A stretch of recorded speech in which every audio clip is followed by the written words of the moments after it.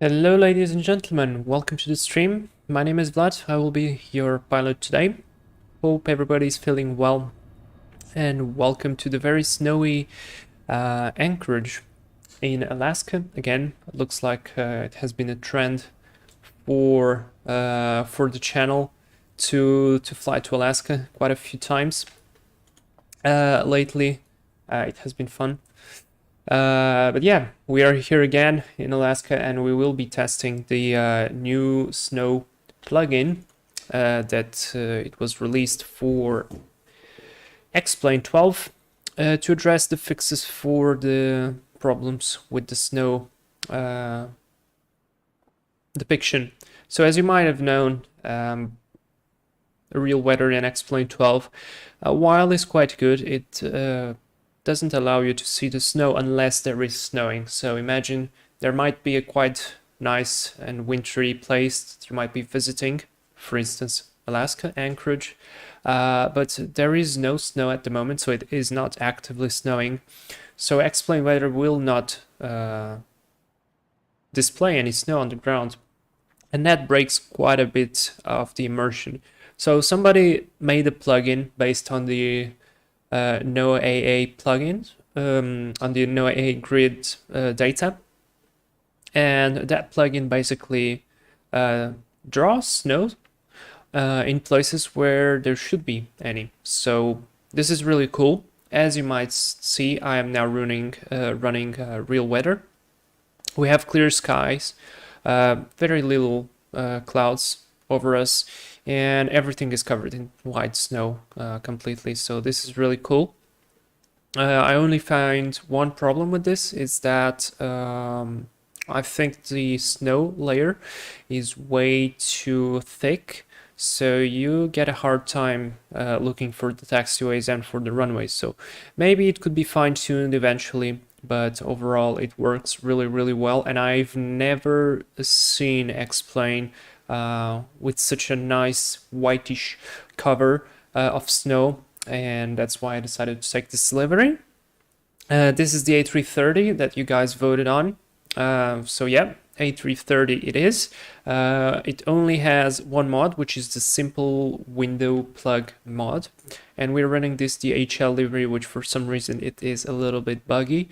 I don't know why, because it should work perfectly, but nonetheless it's fine to me. I don't really care. We have a very nice sunrise now, slightly not real time. It would be completely pitch dark, but I really wanted to see a little bit of the scenery to explore this whitish plugin. I also checked it yesterday in New Zealand and it looks like it works. So tops of the mountains, they get covered with snow as well, and overall it looks really good.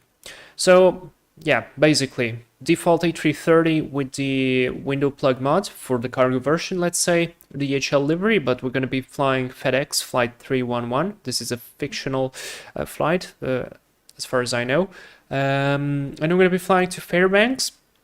Short flight, about 45 minutes. It's the first time we take the A330 here on the channel as well. So let's see how it is. I've flown it previously, but I really want to see if there's anything that changed. And I know there is this controversy that, well, this default A330 is not very good. They have to improve it. It is not flyable on VATSIM, etc, etc. So yeah, I want to see how that goes. And I really want to appreciate the whitish scenery all covered with snow that we have here. So looks really good. Ground services are by Simple Ground Services plugin. Suggest you very much to have that. It looks very much like the JAR ground design, but in my opinion, it's even a little bit better. And most importantly, it's free. So yeah, plane is already loaded. We have the exact fuel we need. I took about 2 tons more than requested. So we're going to take 17 tons of fuel. Payload is all set up. Our takeoff weight today is going to be 190 tons, kilos. Total weight. We are limited by landing weight of 187, so we should burn nicely 3 tons during the flight, and that will not limit us on the landing. Overall, the weather looks good. No significant weather apart from a jet stream that's running higher up. Our cruise level is going to be 280. We are on VATSIM. We should have a friend coming with me, but unfortunately last minute changed. He was not able to come. That is fine. And yeah, beautiful, beautiful sunrise. Anyways, let's get into the aircraft. I'm gonna go through the cabin. So it looks like this mod removes all the seats for the cabin, which I honestly like, because it's just my opinion that you know, having all those seats running and rendering in the back is just not required, and they will just eat up frames and performance. One thing I just wanted to check is that for some reason this aircraft spawned with all the doors open, and I don't have the binding to close the doors. So one thing Laminar did really well is just can come in and close the door by yourself. So that's exactly what I'm gonna do, which is already close all doors we don't require. So now let me just move in a little bit. So texturing wise looks really good. No cabin, freighter version. I'm gonna leave the front door open for the moment. Oh, is this actually displaying correctly? Really? Oh, this would be really nice. Let me try. So if I close this door, for example, will it turn green? No. Well, that's annoying. Anyways, we're gonna leave the door open for now. Let's get into the cockpit. Let's start with everything. I have no other mods apart from the window plugin, so yeah. No special sounds, no nothing. So starting from the below, we have the parking brake set, slats and flaps, position retracted, ground spoilers disarmed, weather radar off, engine masters are off, throttles on idle, gear is locked down, and we have wipers off on both sides. So it's really cool. Now there should be a way to see the batteries here. I am not very used to flight A330, so I'm just going to go ahead and pop battery 1 and battery 2. We can check the voltage here. 26.8 looks to be good. APU battery 26.8 as well, so I'm going to switch that on. I requested specifically ground surfaces for X-plane because you need to have those for the ground power now. And I'm going to start with external power. Let the aircraft power up. Yeah, sounds look to be okay. And excellent. Now I'm gonna finish the overhead flow real quick. So cruise supply on. It's gonna be on. Gonna switch the IRSs to nav. Wait for the on-bat to disappear. Will it disappear now? It should. Let's continue. I'm gonna check later. Armed emergency exit, no smoking, auto, nav and logo 1, strobes to auto. This is all fine. This is all fine. So we have the fuel we requested 17 tons. So I'm gonna set the fuel pumps on already and engage the seatbelt sign. No, it looks still on bad. All right. On this side, it all looks good. Perfect. Now go down here. I'm gonna click reset here. I don't know why, but it just it flashes a little bit. That we're gonna switch to Unicom, engage the flight director here on my side, constraint, plan mode, 20 off range. I'm gonna leave nav mode on, actually arc mode on this side. 20 miles of range. There was somebody flying there. Oh, I forgot to update the ARAC RIP. Alright, we're gonna do the flight anyways. And transponder. So I received one of those automatic messages from VATSIM now on America. So our transponder is 4557. I'm gonna leave that on. This goes to all standby and auto. Looks good. All right. And now let's start planning the box. So I'm gonna go into SimBrief, check real quick here the QNH of the departure airport. So wind is 360 at 7, visibility is good, clear, temperature minus 18. Yeah, it looks minus 24 here. Wow. QNH 29er. So airfield elevation 29er, 29er. So one thing this is doing already cool that I like, we have separate barrel settings. This is cool. Not all models have separate barrel altimeters, and I don't know, it's a step for realism. So this is good. Airfield elevation is what? Airfield elevation should be 151. We are reading 160, so that's within the limits. Looks to be good. Yeah, there is definitely somebody flying there 10 miles out. Yeah, we can see that. But man, I like how it looks, like full of snow, clear skies. This is what was missing in X-Plane, because there was great potential in real life weather, but this part here was totally missing. So I'm going to add just a little bit of flooding and these lights here, so we can see better what we are doing. Yeah, I like it now. And let's go into the init page. So we are on Anchorage. We're flying to Fairbanks. I never got there, so first time flying to Fairbanks. Should be fun. Nothing specific there, but it's just cool. If something happens, we'll just return to Anchorage. Alright, we can't insert the alternate. That's okay. And our flight is going to be FedEx 311. Cruise flight level is going to be 280 with a temperature of minus 45. That is set. Next page. So because we have already set up everything, I'm going to just insert this. So we can click once. It's going to populate this number here. And then I'm going to click again on the block and 17 block. That is good. We could set the alternate fuel here, which is going to be 4.6. It's not going to let me though. And our final fuel is going to be 2, which is not going to let me as well. But that's half an hour. Yes, it is. All right. I'm going to leave it then as it is. I'm going to go to Anchorage departure. So wind is 360, right? Yeah, looks like so. 360. That means we probably are going to be departing from runway.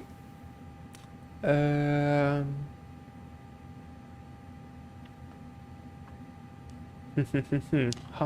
much was the wind? Let me check if the if it corresponds to the wind here. Oh, we have plenty of people there. Here on details, wind light and variables. So actually we have here wind light and variables. So I'm checking this because runway 15 is right in front of us right here. So we could have a very short taxi.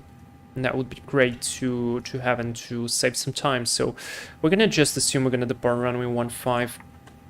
And we're going to be using the Anchorage departure, which is basically an omnidirectional departure. Anchorage 9, exactly, I'm going to insert this. So we climb straight ahead to 600, and then it's just a vector to whatever we need to go. And that gives us our route, which is very, very short. So we proceed direct to Kawin. I'm going to set it here. And from Kawin we have our arrival to Fairbanks, which we can already set. What do we have here expected at Fairbanks? So wind is 0 basically. Very low visibility though, just one half of a statute mile, I guess. And we're going to be going to runway 02 left, definitely. Freezing fog, this is not very cool. Broken at 300. Temperature is minus 40. Wow. All right. Really, really cold out there. So let's see how we're going to be doing. So I'm just going to set ILS 02 left. Wait a second.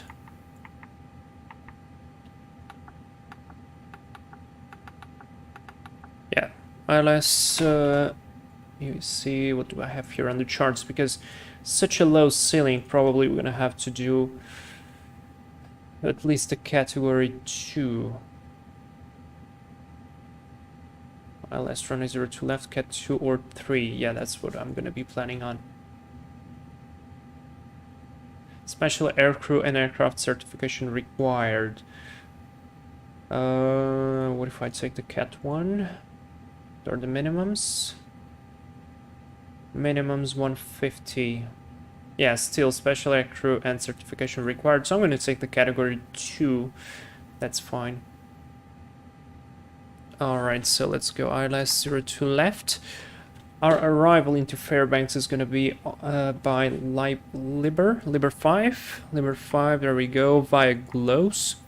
And we're going to insert this. So far so good. The MCDU looks to be working nicely. I'm going to delete here the manual part. So after 600 we turn inbound Kawin. That looks good. But maybe, just maybe, we will turn towards the right instead of the left. Just maybe. Yeah, let's leave like this. So we're gonna just depart on the heading and then we'll vector ourselves out. So quick check of the route. 40 miles. Manual, Kawin, Liber. Yeah, looks to be good. Alright, and now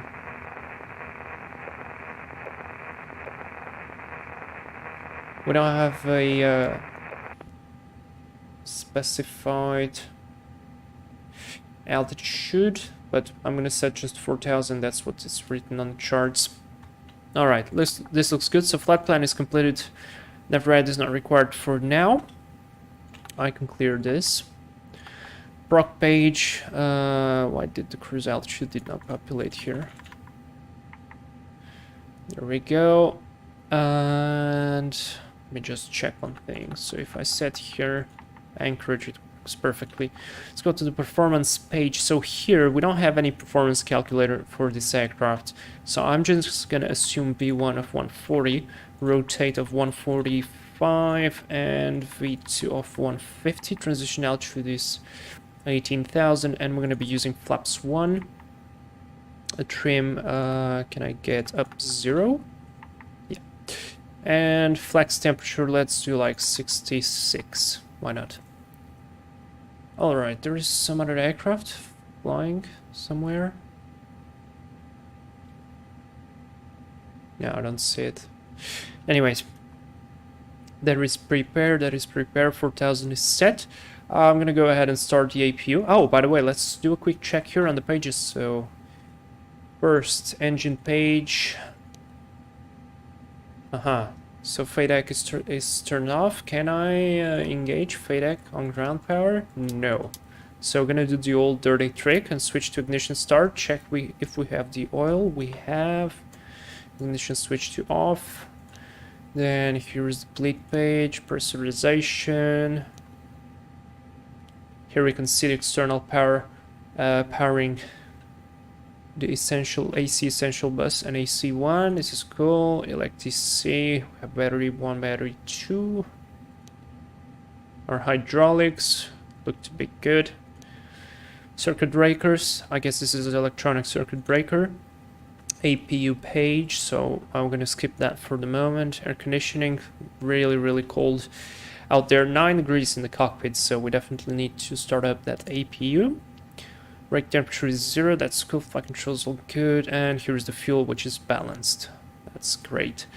Alright, so that's everything checked. Let's go and hit master switch on the APU. APU page is displayed correctly. I'm gonna see if we're gonna be watching the flap open displayed. I really want to see the aircraft that's coming in, because there is definitely somebody coming in. I just don't see it. Maybe still very far. Flaps open, start the APU. I just now noticed we have the land and taxi lights switched on. Oh, we have an APU start sound. Not bad.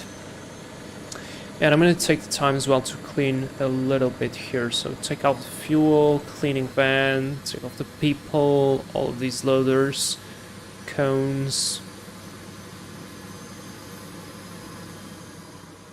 This is cool. Now I'd like to close these doors. Yeah.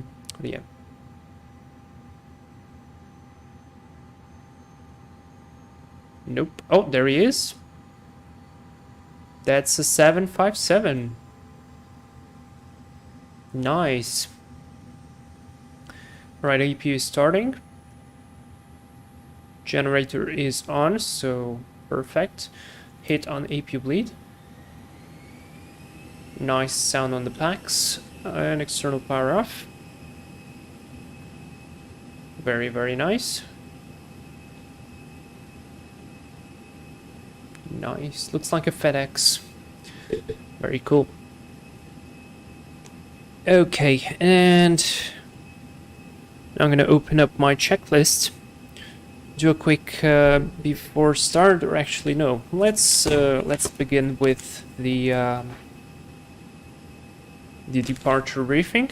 But first of all, I would really like to stop the ground services here. I wonder if it's gonna. Oh yeah, there we go. It closes doors. Perfect.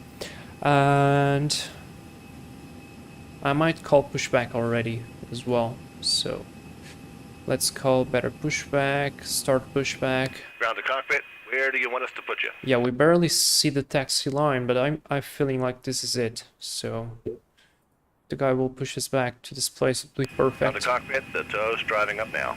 All right, and I will close this door as well because I feel like this is the last door that's gonna be needed to close, and I can leave the cockpit door open as well because there's nobody else there. So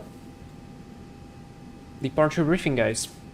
Let me show you here the screen so you can know what's gonna happen. So we're flying A330 Laminar's default 300 series with the freighter mods, which is a simple window plug.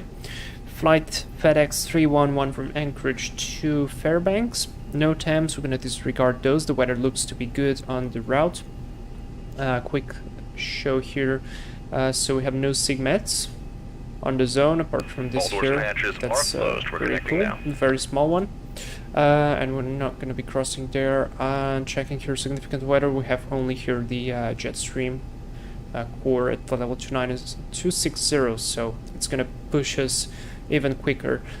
You can see here the infrared satellite. This is basically all cloudy, and the weather radar here's for a little bit of precipitation, very close to Fairbanks as well. But at least for now, it doesn't look like it's going to affect us. So that's all fine. For the weather, it looks to be good. Anti-ice I'm not going to be using because it's so cold here and we have no visible moisture. So no anti-ice is going to be required for the departure. I hope I will not be... Touch connected and bypass pins inserted. Release the brakes. Okay, just stand by there.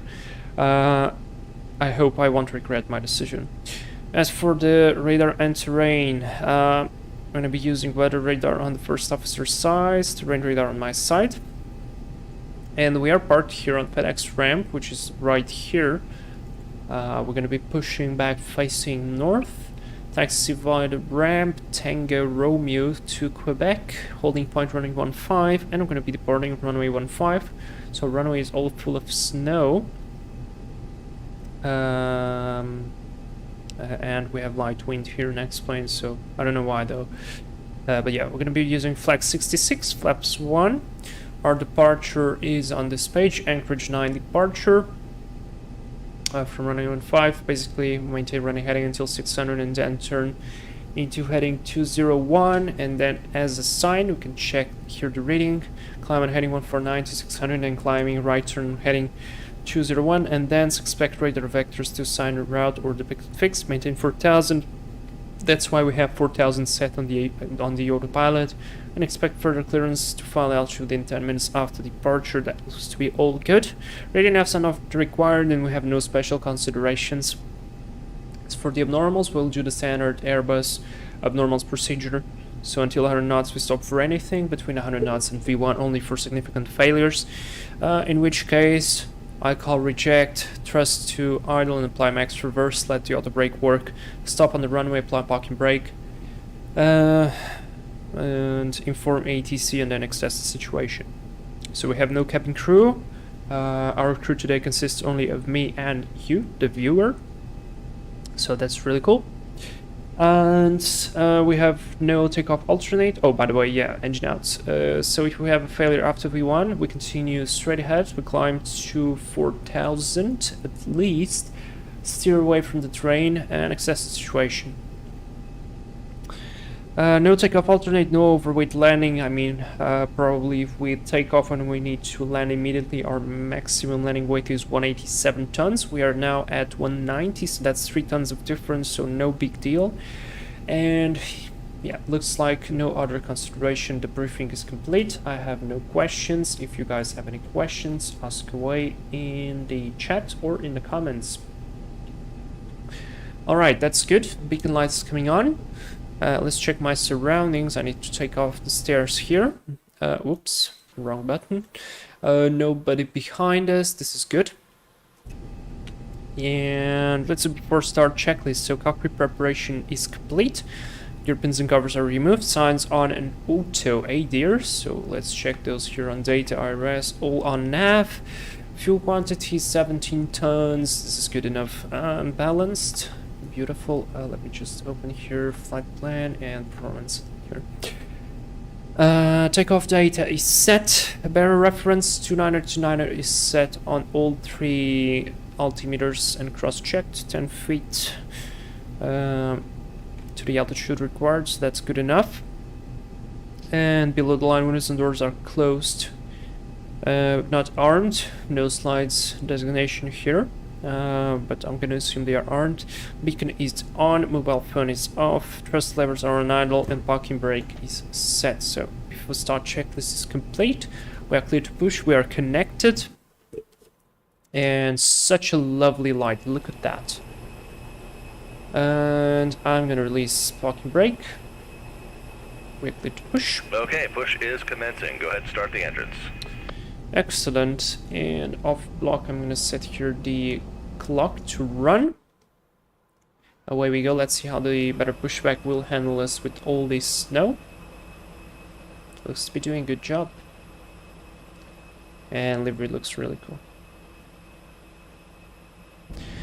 Alright, let's go ahead and start the engines. So ignition switch to, engine mode selector to ignition. And starting to chrono on. We have ignition.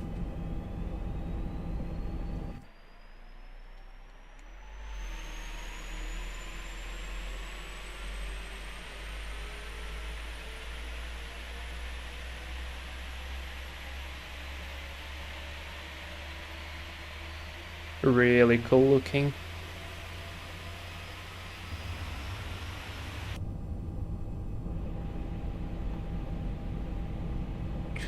There we go. We have N1, fuel flow and EGT is on the rise. Ignition is off. Wait for the engine stabilized. That's 41. 45 minutes. Good. Let's go and start number 1. We have ignition.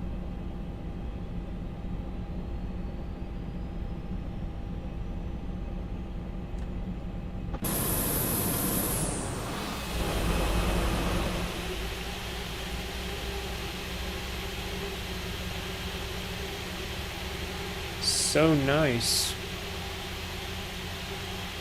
Oh, and there's the 757 of FedEx.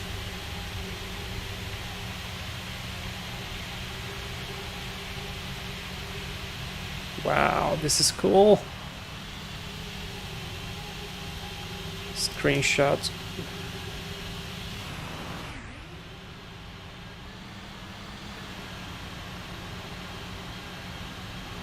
Operations complete. Set the brakes. Brakes is set, clear to disconnect. Stand by, we're disconnecting the tow now. We have a good start on both engines, so that's excellent. We can do the after start now. APU is coming off. Now, why do the lights are so dim? So APU is off. Parking brake, flaps, slats, and this is normal.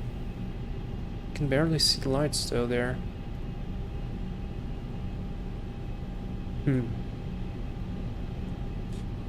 And disconnect and hand signals. Oh wow. This guy just went for it. Let's do a quick after start checklist. Anti-ice is not required. Ecom status is checked. Pitch trim 0. Can we check that? It's actually 3.6 up.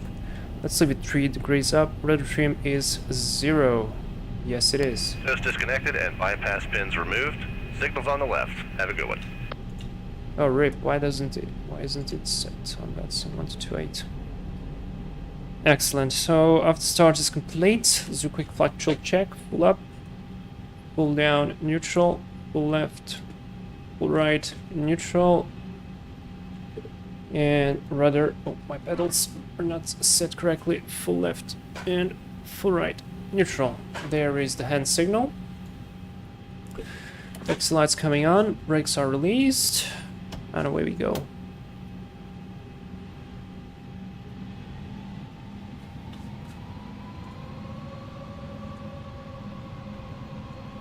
Anchorage traffic, FedEx 311 heavy is taxiing to Takeoff, Romeo to Quebec, holding point runway 15, Anchorage traffic. Now my question is, did I bind? Yes, I did.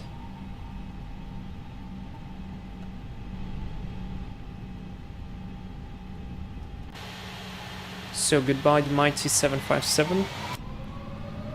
We are going on our trip.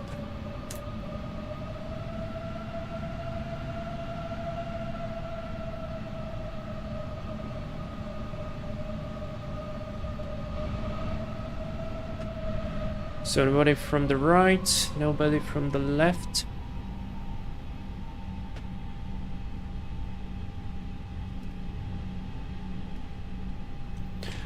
Nice and easy turn there.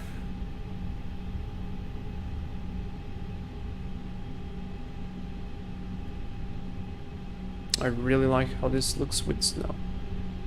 And the 757 just disappeared. That's annoying.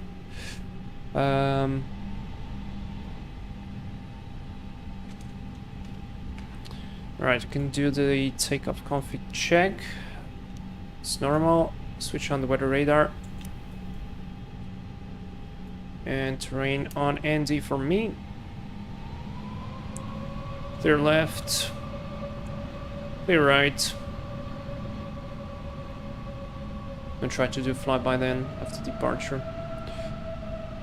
And trying not to add more than 40% N1. Clear left, clear right. Let's go here.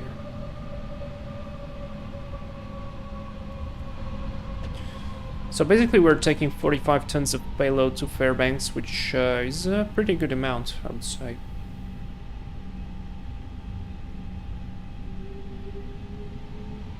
And these are default sounds from the Laminar 330.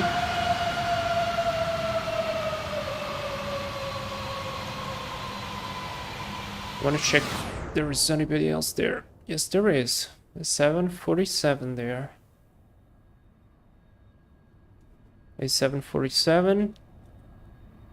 Two 737s, which are definitely breeding, I think. Another Alaska, another 737 American, and there is that one which is static. Alright, let's do before takeoff to the line checklist. Flight controls are checked, flight instruments checked, briefing confirmed, flap setting 1+F is set. And FMA takeoff data, so we have climb nav. Takeoff data is set and checked. Transponder is set 4557, and Ecomama takeoff no blue. Before takeoff to the line.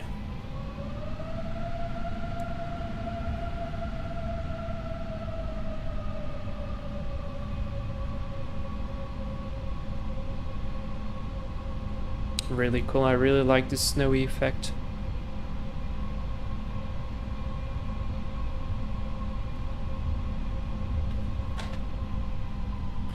I'm gonna go ahead and set the transponder to TARA. Leave it on auto actually. Check here on nav mode. Is there anybody flying out there? No. Alright. Strobes on. So it goes to takeoff. And wait for lineup. Do the check and then we can switch on the landing lights. So there's a runway 15. You can barely see it, but trust me, it's there. Anchorage traffic, FedEx 311, heavy lining up runway 15, Anchorage. Clear on the left, clear on the right. Looks really good. There's the numbers, 15. Now trying to do a good job on lining up this.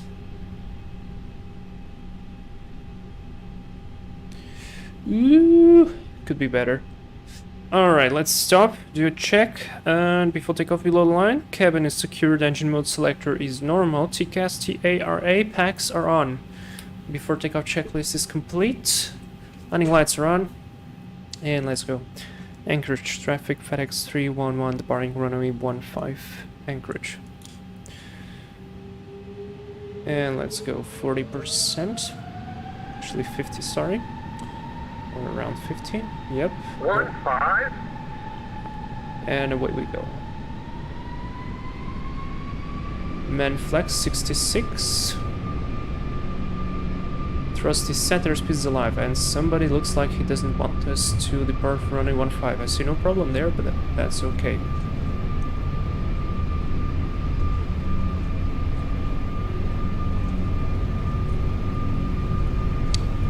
And that's 100 knots.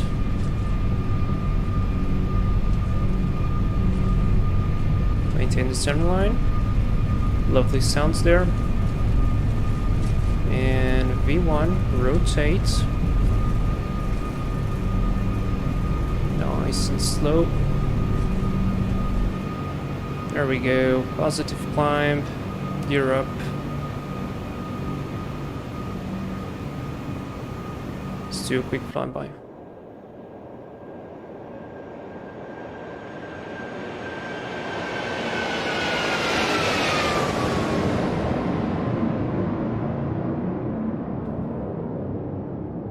Beautiful, we passed 600, so now I'm gonna turn right to heading of 211, and I almost stole the aircraft.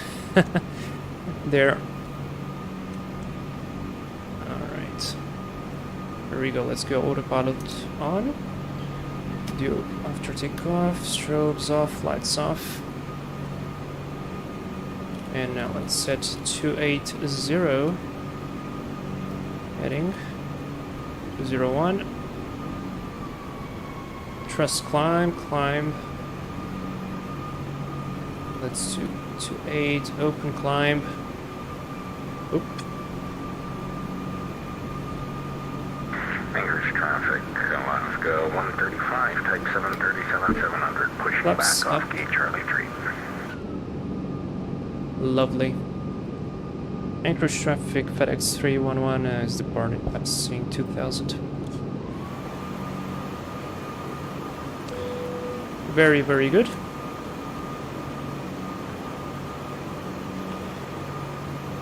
And now let's speed up to 215. I'm gonna start right turn. 280.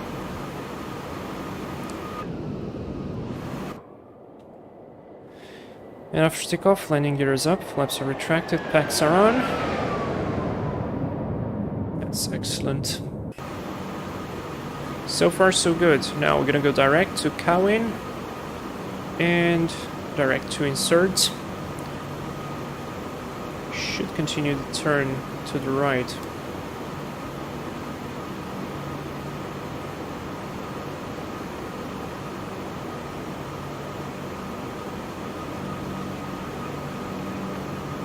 Let's try it again.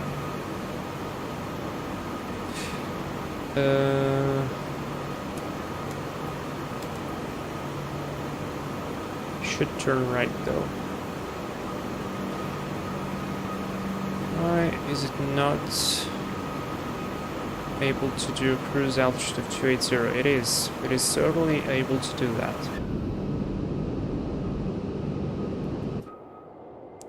Scenery looks lovely though.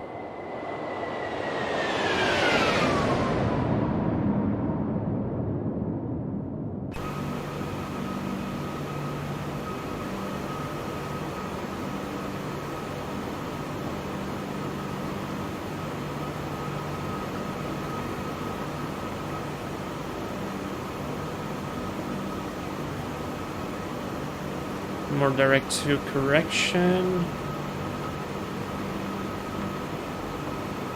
Which should...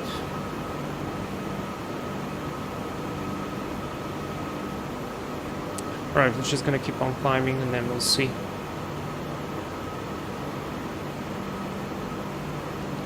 So far so good.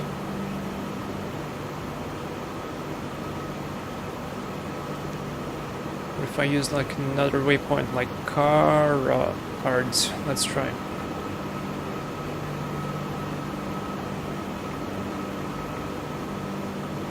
There we go, and that's 10,000, lights are off.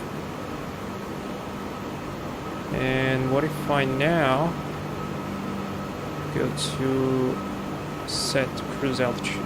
Haha, there we go, we fixed it. Alright, manage speed. We go, just climb up and climb nav. And I'm liking this. Don't dip the nose. This is definitely a limitation of X-Plane default autopilot. I mean, it's doing a pretty good job though.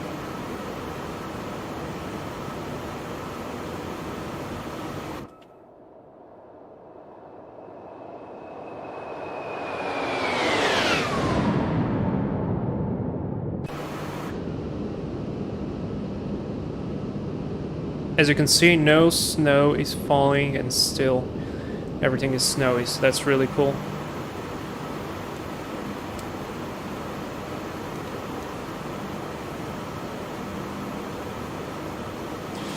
Now nicely climbing, there is the tailwind.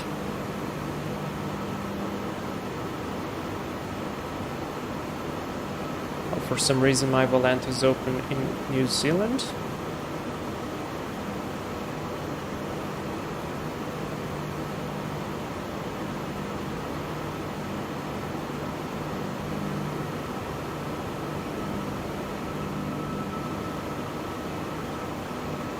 And looks like it's going to be fully covered in clouds from here on. But that's fine. We're going to take that, no problem. Departure was great.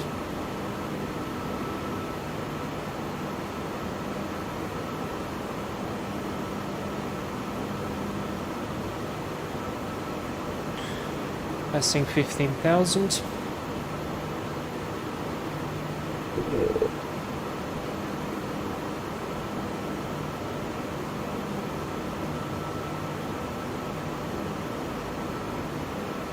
So it is going to be very... Traffic, Glasgow 135, taxiing runway 07 left via so terminal 8 burn kilo. Anchorage traffic.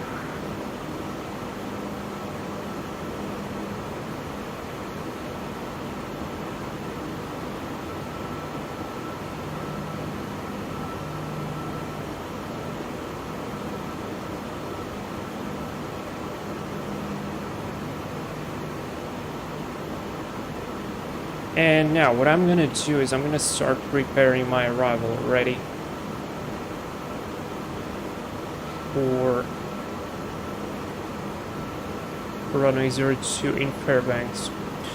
So our main restriction is gonna be glows. We have to cross glows at 5,000 and 240 knots. So I'm gonna plan everything to be at 5,000 on glows to 40 knots. So for that I need a pen. Here we are, we're gonna be at 28. If you want, you can just take a paper and make the calculation for me. So to calculate the top of descent, let's go here. Let's change Anchorage here, we're gonna set glows. It will give us the distance to the point. And by the way, we crossed 18,000, so it's full standards. Can I press? No, I have to cross 29er, 9er, 2.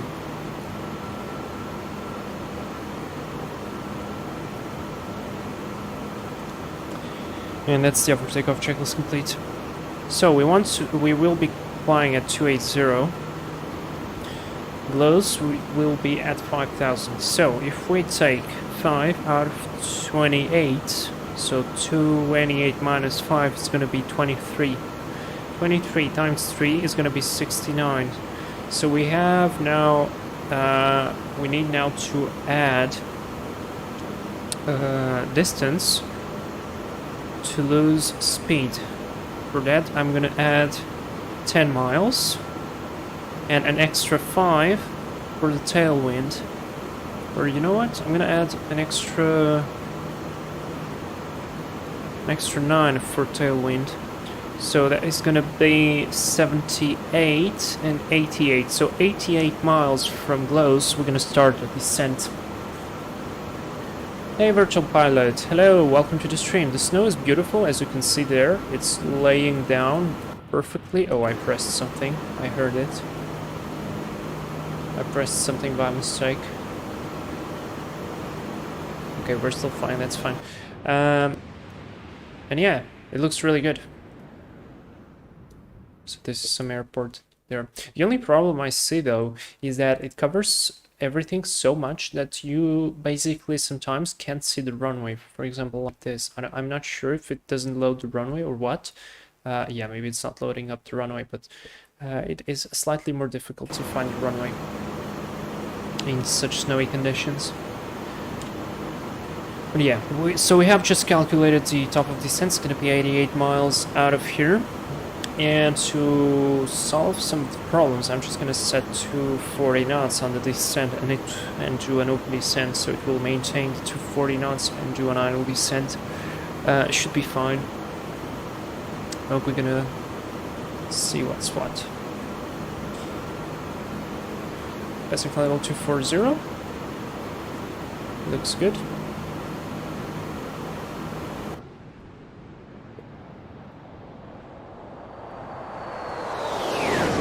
Lovely colors.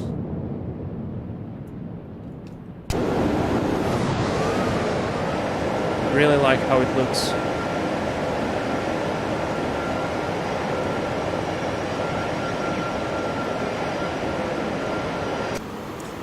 Super. To be honest, sometimes this winter looks a bit, let's call it icy. Oh well. Yeah. Definitely. Alright, so as soon as we hit the cruise altitude, we're gonna be doing the approach briefing. And I think I need to set the ILS identificator, which is a little bit annoying, but let's try. Yeah, category 2. RA is going to be 104. Let's do 110.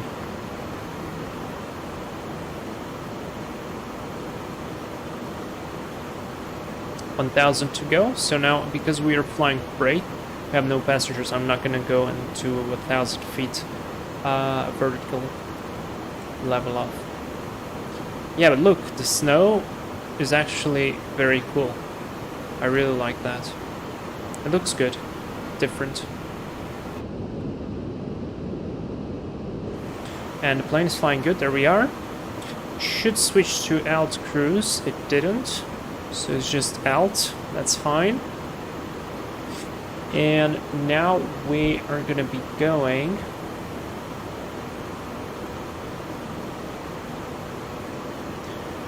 and doing the arrival briefing. So real quick here on the arrival briefing, just to give us an idea. So the status of the aircraft is good. Weather in Fairbanks, let's check here the METAR. So wind is 0, 1/2 of a mile.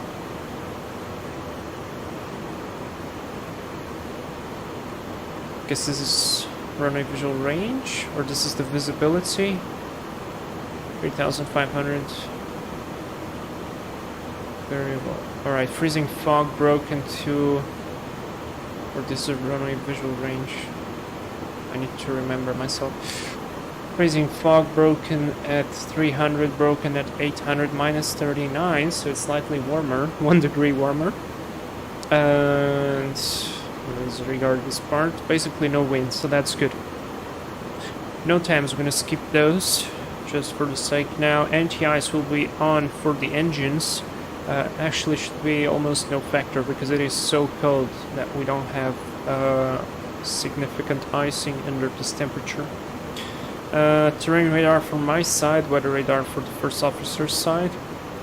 Our top of descent is going to begin at 88 miles out of close, which we have to cross at 5,240 knots. Our arrival is the Liver 5 arrival, which is an RNAV. And arrival route description from Kawin on track 360 to cross Liver at or above 8,900, then on track 001 degrees to cross Wittig at or above 7,100, then on track 001 to Stark. And we're going to land on runway 2 left from Stark on track 001 to cross Close at 5,250 knots, and then on track 350 degrees expect a signed instrument approach or radar vectors to final approach course. Here we have lost comms, we're not going to be reading those. I'm just going to go straight in for the ILS runway 2 left, category 2. So we require DME, RNP approach, GPS, the ILS, alright. Category 2 RVR 1000 advice with specific op spec early approval and use auto land off HUD to touchdown. Okay. Our localizer frequency is 109.1. Course is 0 to 3 degrees. It's going to be a 3 degrees glide slope.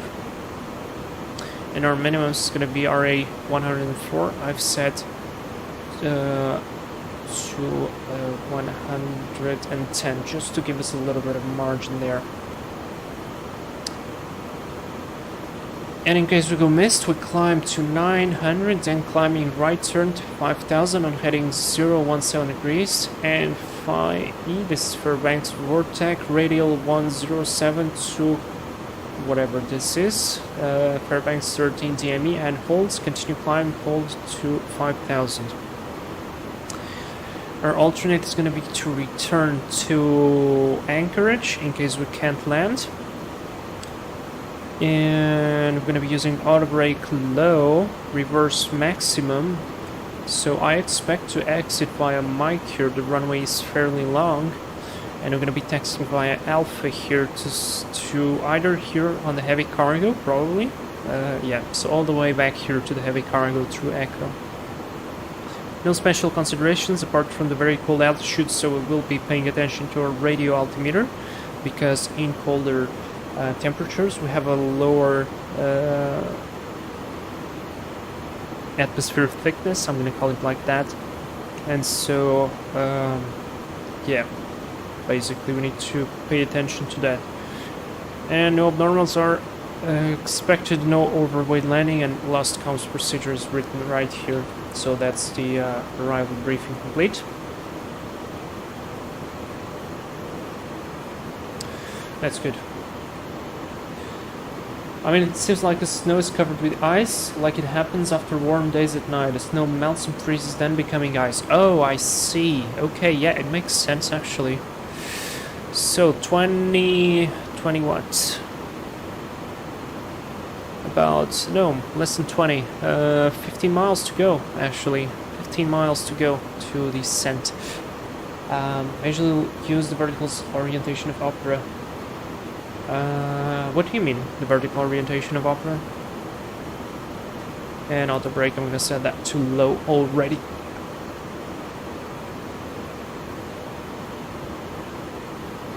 Oh, I have definitely forgot to set the clock on the runway. That's fine though. More mountains there, look at that, wow. That's quite massive.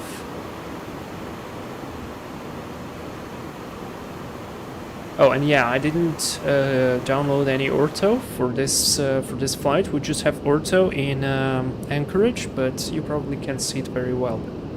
It really won't make any difference.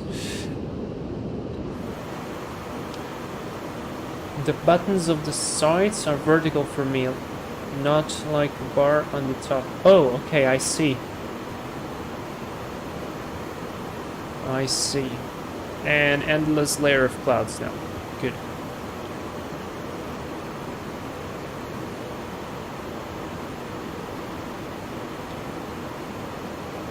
gonna set the speed. Delta Tango 297. Hey, sorry I'm late. No problems, man. Welcome to the stream. Hope you are well. Hope you are great. We are just about to commence our descent, so 88 miles, that's what we were looking for. I'm gonna start decelerating. And let's go set 240 knots. It's gonna be a slightly slower decel, but a better overall. Set 5,000.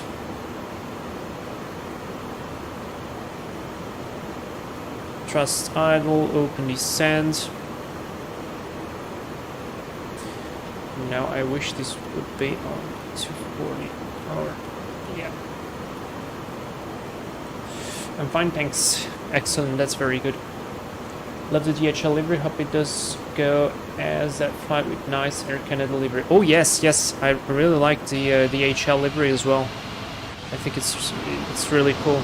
And I decided to take it especially because, well, you know, it's going to be a snowy environment, so lots of white. So why not take something that stands out? I thought the yellow one would be pretty good.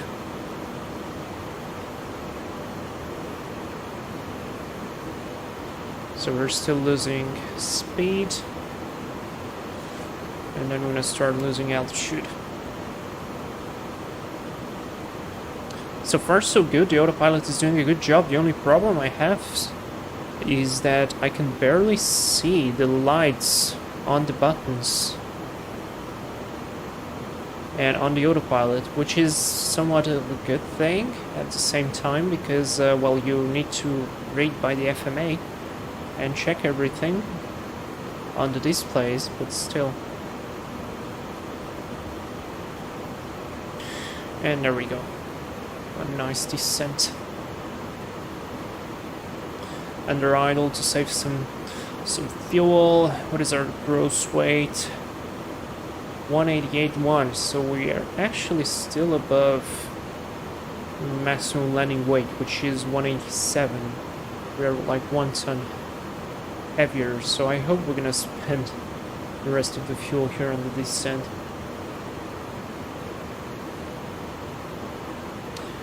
Don't you want to fly to Aspen? Oh yes, I want. I will probably take the King Air into Aspen. Very cool airfield.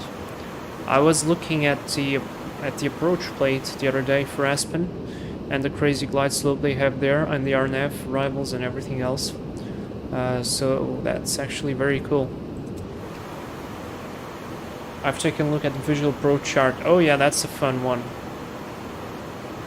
That's definitely a fun one.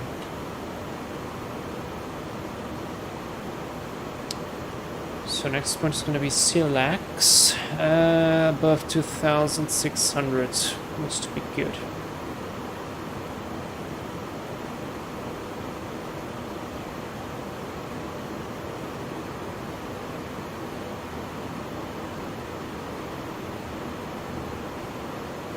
As far as I know, Embraers make flights there. I don't know, I just saw CRJs, I think, in flight radar. Let me check again. Aspen. I think that's Kase. Yeah. Kilo Alpha Sierra Echo. Show on map, please. Show the arrivals. So we have CRJ, Learjets, PC-12, Challenger, Embraer 550, but that's a business jet. Metroliner from Denver. This would be cool. Cessna Caravan. This is a Piper Falcon 7. Pretty big one, actually. No, I don't see any Embraer, but they probably can do that. CRJ7.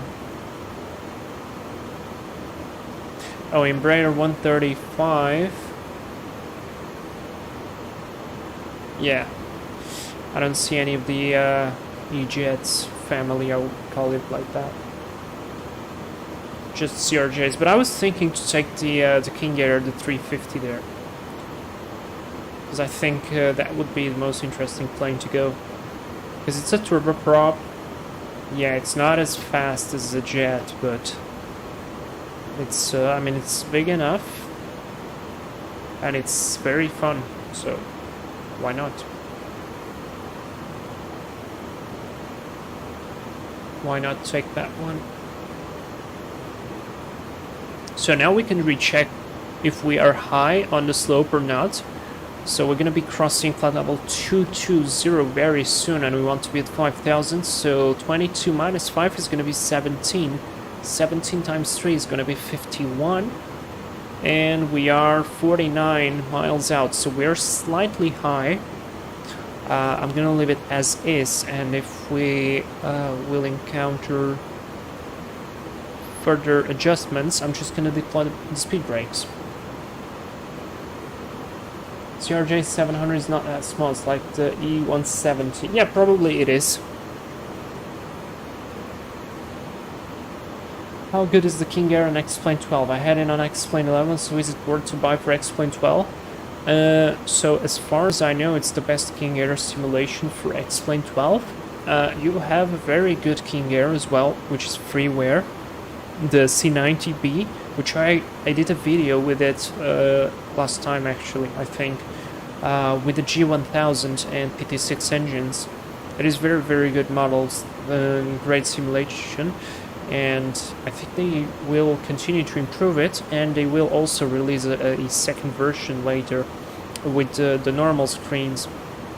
And yeah, but the 350 is very good, like the outside model, the fact that you can go around the aircraft on the ground and do the walk around or just refuel. You can touch the props and rotate them.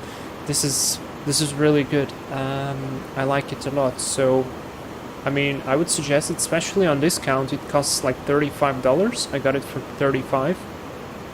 That's a steal for the quality they provide. And the avionics are great. The sounds are fantastic. Texturing is good. Hand flying is very good as well. I think it could be fine-tuned a little bit, but I never flew King Air, so I can't tell exactly. But it feels a little bit different, for instance, from the C90, that, well, the free model one.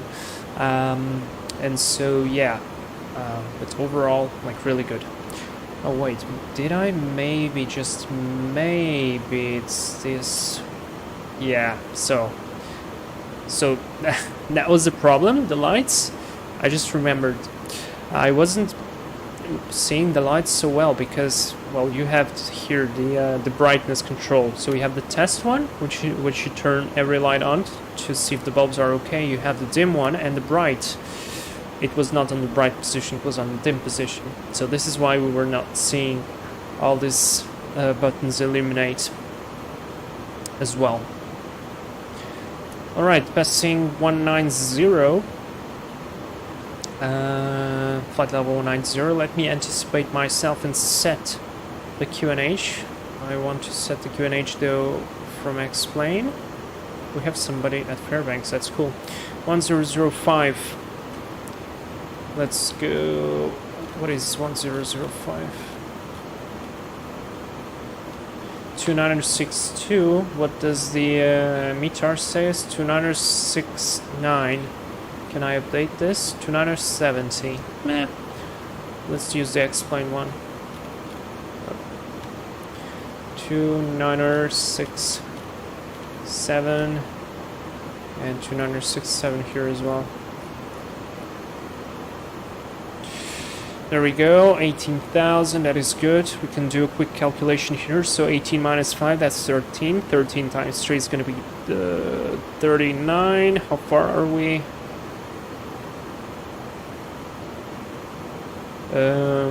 Wait, did I mess that up?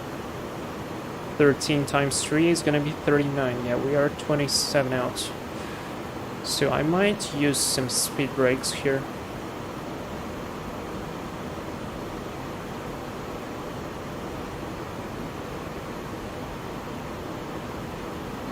because this aircraft is a true glider.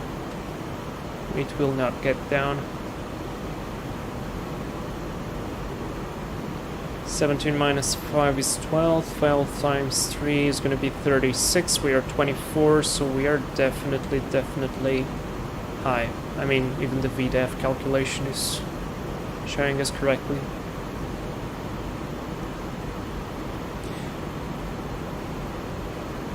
Yeah, Delta Tango 207, definitely take a look on the C9TB, because it's free and it's really well done. The sounds are good, the simulation is there. You have failures as well if you don't do the things correctly, and it's a G1000. I mean, it's a little bit different.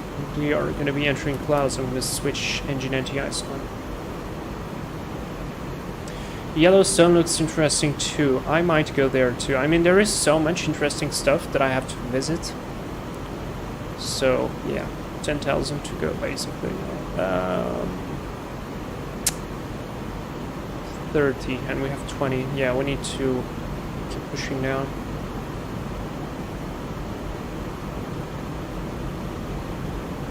I'm gonna deploy full speed brakes. There we go, into the clouds. On the DHL livery with a FedEx call sign, because why not?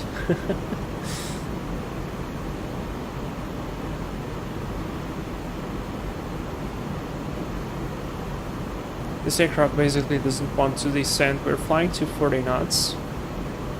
Full speed brakes. And the vertical speed is minus 1,600. 700. Okay. Like, this is so little. Even 2,000 is very little.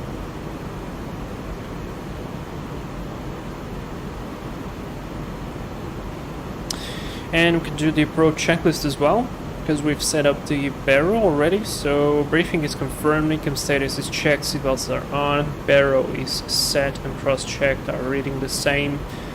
And decision height for us is going to be, activate the approach phase already, 110.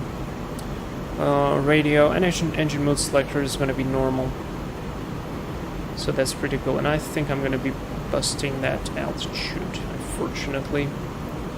That is going to be my mistake, or maybe not. Maybe I'll be able to catch it though, just maybe.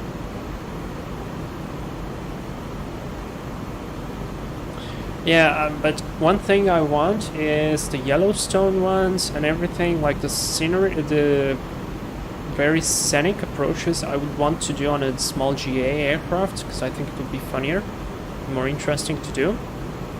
And we lost all wind, that's cool. Approaching 10,000, lights are on.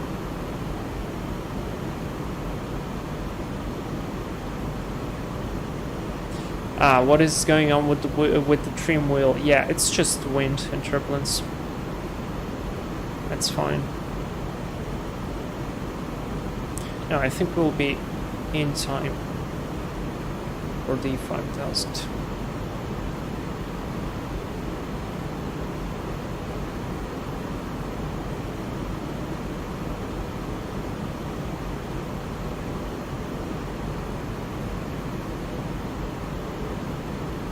No, a little bit of wind.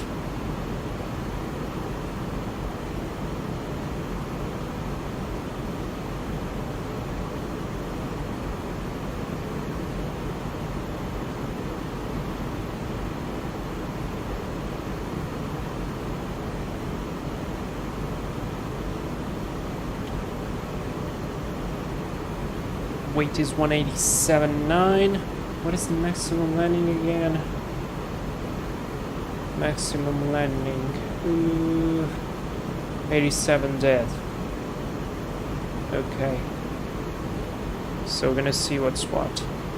I was not expecting to spend so little fuel. I actually wanted to suggest going on the 737 to Yellowstone. Oh no, no more 737. I'm sick of the 737.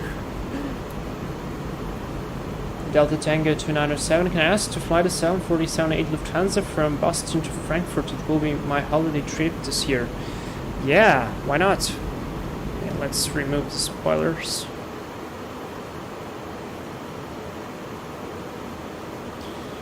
Reaching lows, I mean, still need the speed brakes though. Alright, and that's gonna be crossing lows perfectly at 5,000 feet. Good.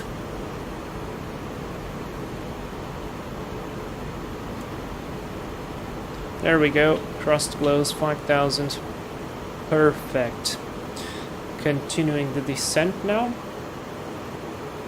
Off to Silax. You want to be there above 2,600, so let me set 3,000.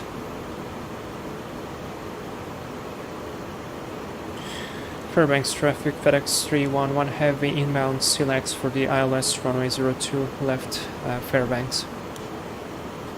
Cruller, hello, welcome to the stream, how are you? Hope you're feeling well. And I'm going to be adding speed brakes again, maintaining vertical speed and reducing speed, because this is just such a glider. This is just such a glider. And one thing I forgot to do is to push the LS push buttons and check the... There we go, we have everything set. Good.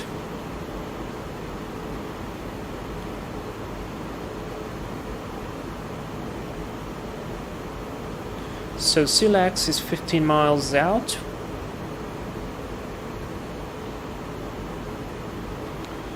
I'm gonna just leave it like this. Remove ground spoilers. 2,500. Checked. See, that's what I wanted to have there, to pay attention to the ground radar, to the radio altimeter, sorry. I mean, we're not adding power, we're going minus 500 and the speed is dead in the same spot. Come on. Let me give you flaps 1. What made you scary of this grandpa plane? Nothing actually, I'm just sick of it. I don't know, it's not my favorite one. I'm gonna maintain 3,000 until the intercept. We have still this altitude and speed to lose, so 15 miles from Silax to the runway.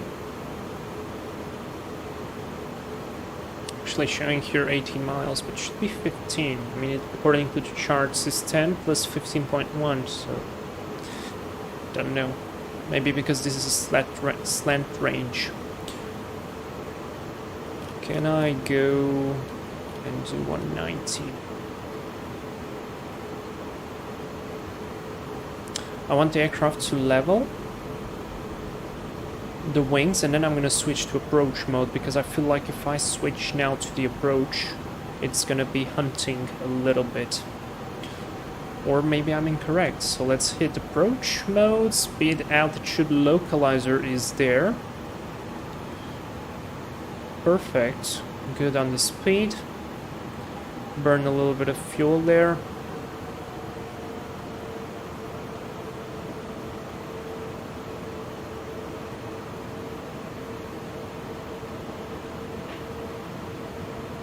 I wish it was sunny for more contrast with this yellow livery.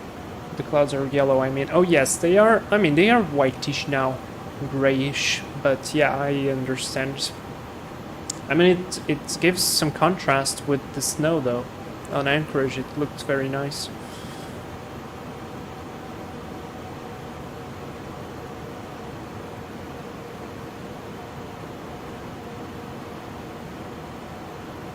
Yeah, nobody there.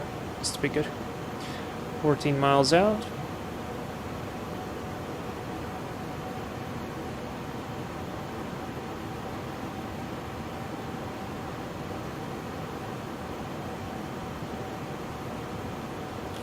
We go 180. Flaps 2.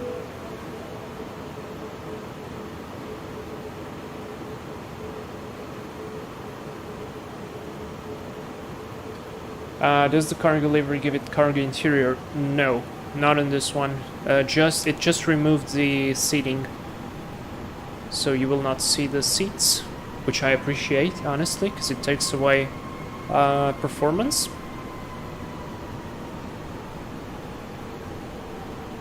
Default autopilot behavior. There, and I'm waiting for the glide slope. We are at 2000 basically, just look at the altitude there. Because you're thinking, yeah, I'm at 3000. No, you're not. You're at 1000 lower, basically.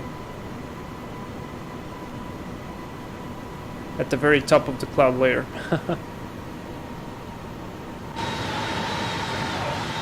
Oh, we can sit around actually. Just slightly. There's the glide slope, finally. I wish, like, I want to sit slightly higher as well, like this. Let's go gear down. Final speed. Lights are on. Speed brakes aren't. Flaps 3. Go around altitude is going to be 5,000. 2,000. Check. And flaps full. Landing checklist. Cabin secured. Auto thrust speed. Go around altitude 5,000 set. Eco memo. Landing no blue. Landing checklist is complete. Fairbanks traffic. FedEx 3114 4 miles out for the ILS 02 left. Fairbanks. Alright. So I can see barely the ground from the outside view. This gives us hopes. The autopilot is doing a good job by tracking the ILS. We're slightly so below, but not much, so I can take it. I took, by the way, the 300 version because I wanted to take the cargo 200 version with the like the full A330 cargo. But for some reason the autopilot was really funky and it was having a hard time capturing the glide slope and following the glide slope. It would be very easily going below the glide slope. Have a nice landing. Don't be like a yellow chicken falling from the skies. Oh, I hope not. Happy landing. Thank you, guys. Enjoy it. Oh, and this is just too much green. I'm gonna just remove that. 1,000. Checked. Stabilized. Let's take a look outside. Wow. Actually looks good. Look at that. Alright. Visibility is opening up.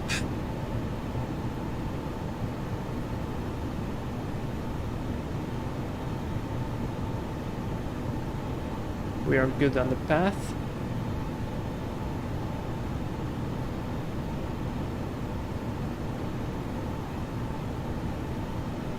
This is intense. I mean, when you come into land and you don't see anything. 500. Oh, runway lights in sight. Ooh, okay. There we go. 400. Wait a little bit until autopilot disconnection. Runway. Yeah, and we're gonna stop right there by this aircraft. Ooh, I like this. Autopilot off. My controls. 100 above. 200.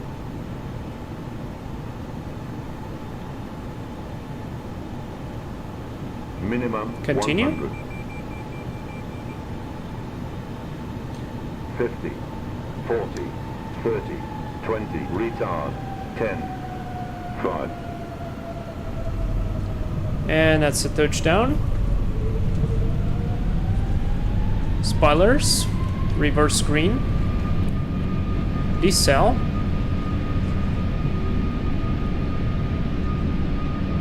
$70 knots. Reverse is out. Gonna do manual braking. Welcome to Fairbanks. Yeah, this is a bug.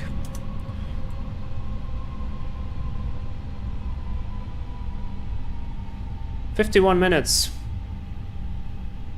Set the chrono for the turbine cooldown.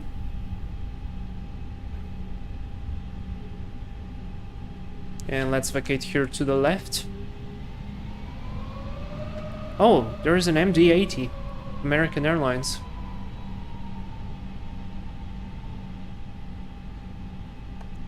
And we are clear on the left and on the right, so that's good. Start the APU as well, landing light off. Strobes auto, wing. All good. Nice and snowy.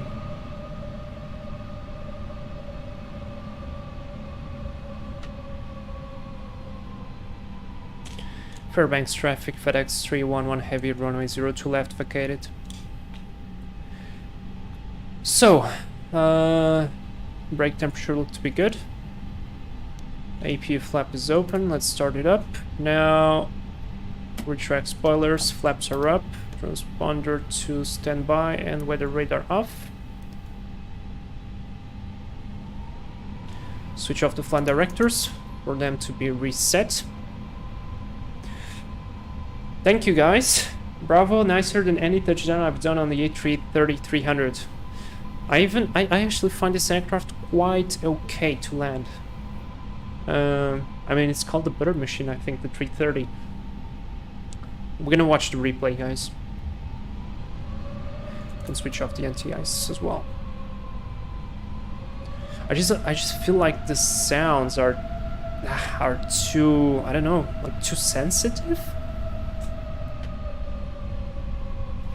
And I feel like the view is a little bit off center. Yeah, it was a little bit. This here is more like it. Check the left side here. There we go.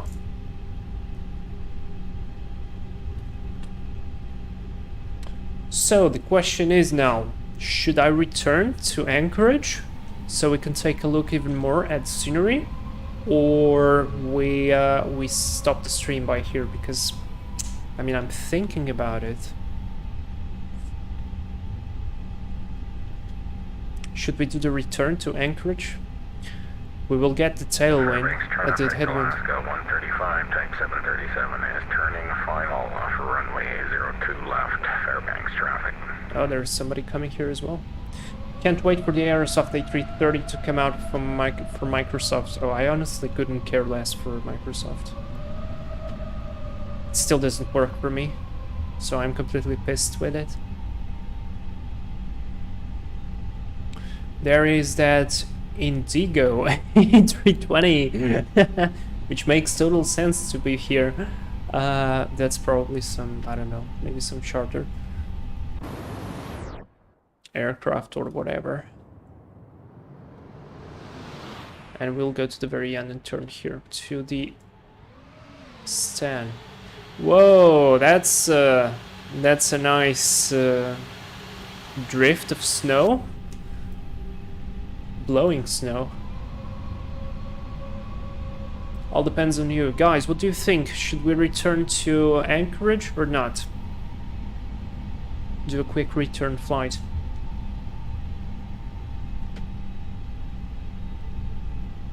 I wish it was UTR 737. As strange as that sounds, that would make more sense than the Indigo 320.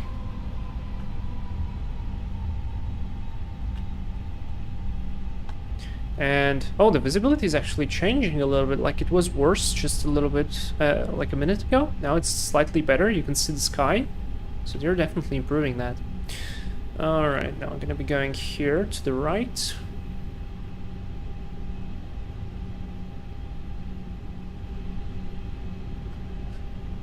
Oh, and the Indigo is actually moving. So great, we're gonna take his position. We can actually do it. I'll stay here for a while. Will you fly? Why don't you join us? So we're gonna take his position, because I think it would be the best option. Runway turn-off lights coming off. Switch on APU bleed.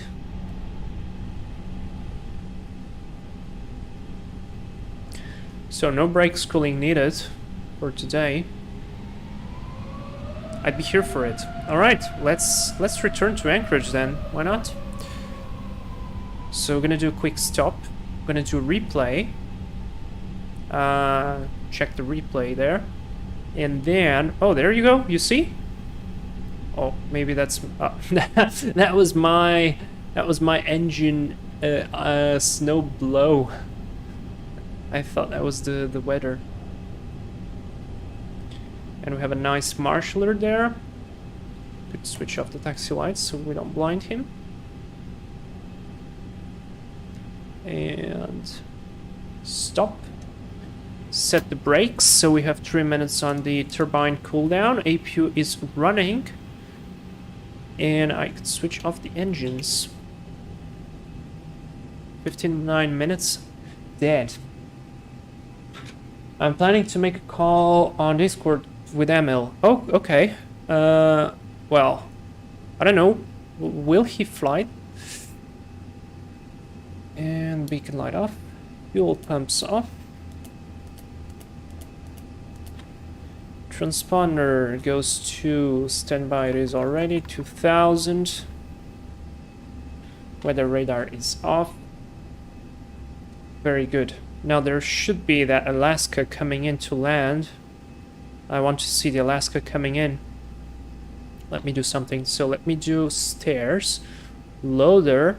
Fairbanks traffic, Alaska 135, 3 mile final, runway 02 left, Fairbanks. If we had time, let's go. Alright, let's go. I'm gonna open this door.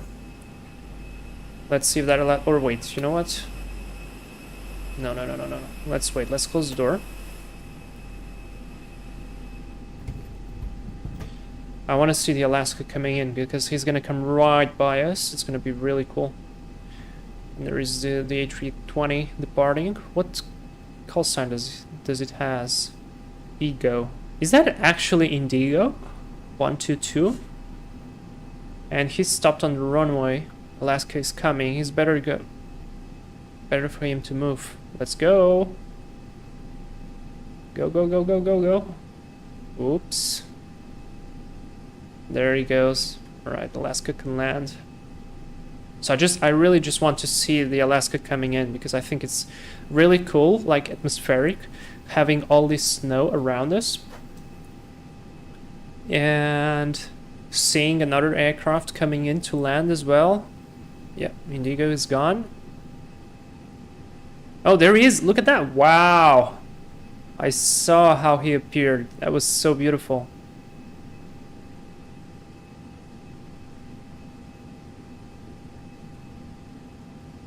And the old livery.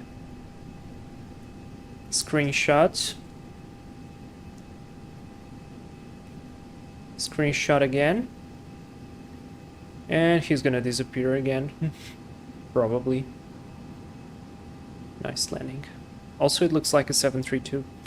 Alright, let's watch the replay. The replay of the landing. And then we're gonna do a return to Anchorage. So shift 2. Let's stay by here, as we're gonna be any spotter.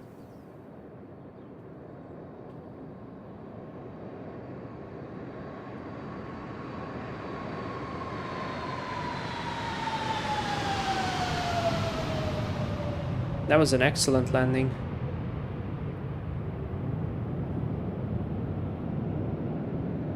Perfect. That was great. Okay, so let's do this quick. Open the door. I'm going to request ground services. It will probably open all the other doors again. Yeah, I don't know why it does that, but anyways, we're going to ignore that. We have the EP running and we will leave it on. So temperatures are good. Yeah, just open everything. Seatbelt sign coming off. APU will be running. Now I'm gonna go into sim brief. I'm gonna edit this flight. I'm gonna connect again on VATSIM. Now we're gonna be FedEx 312. We're gonna be slightly lighter for the return flight. Do you think it makes sense? By the way, we were like 10, maybe like 100 kilos overweight, so that's fine. And from that we go to there. This is all good. I'm going to generate the flight. And I'm gonna start already inserting the... So, Fairbanks to Anchorage. Flight number Foxtrot Delta X-ray 312. What sim brief gave us? Let's go, Pluler. Alright, flight level 370 for us, it gives us now... I'm not sure I'm gonna be able to climb as high as that, so... let me go here into the menu. Customize. Weight and balance. So fuel, we need actually only 12 tons. We have 13, so I'm gonna leave it as is, and I'm gonna take like half of this weight. So let's do maybe 20 tons of payload. Looks to be okay. 13 tons of fuel. That's set. I'm gonna apply the changes. So that is set. There's the MD-80, by the way. Seatbelt sign coming on, because the refueling is... Ah! Mouse, stop it. Stop it. Seatbelt sign on, and switch on the fuel pumps. 13.2.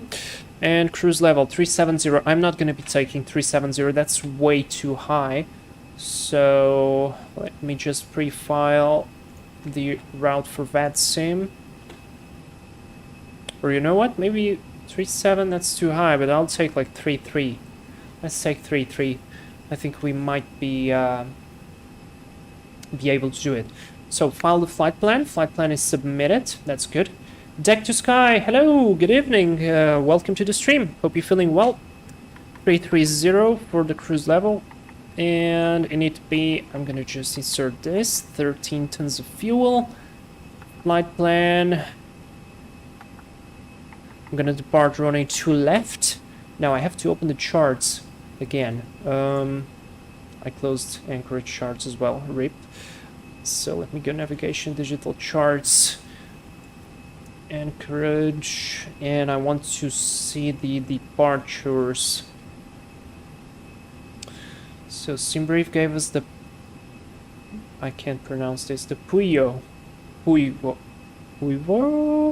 I don't know how to pronounce this. Anyways, before I say something stupid, really easy departure out of here. So it's gonna be this one. And I want to see the MD-80 departing. There he goes. Yeah, visibility is really cool out here. Alright, transition is gonna be this one. Insert. Yeah, I know it's enabled now. Are they loading something? Do you hear that? Are they actually loading? Oh, that's the fuel. Okay. Okay. Next, sim brief. And then we have the arrival to Anchorage. Arrival, it's going to be 07 left for us, probably.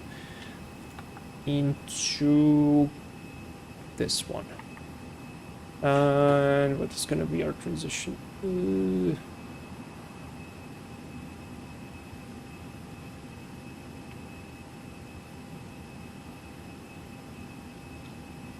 Arrivals. Crotto 4. It's going to be the arrival. ILS 7. And I need to have the airport diagram open, of course. You're on VADSIM. Yes, I am. I absolutely am. And I want to rotate this.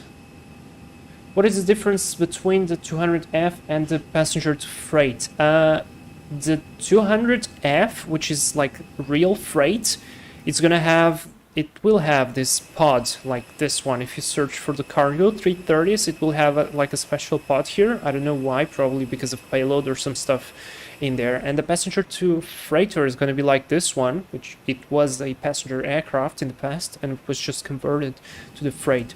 So yeah, and I just wanted to see, can I yeah, I want this one. Transition this one and insert. Let's see. I'm gonna clear this. Clear this so we don't have two repeated waypoints. Insert. Now I want to see if we can set 330. No, enable still.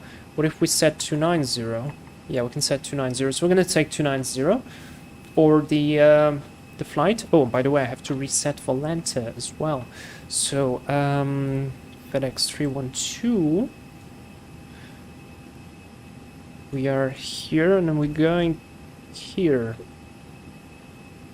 You should be able to see the difference. Let me restart it. There we go. Excellent. Alright,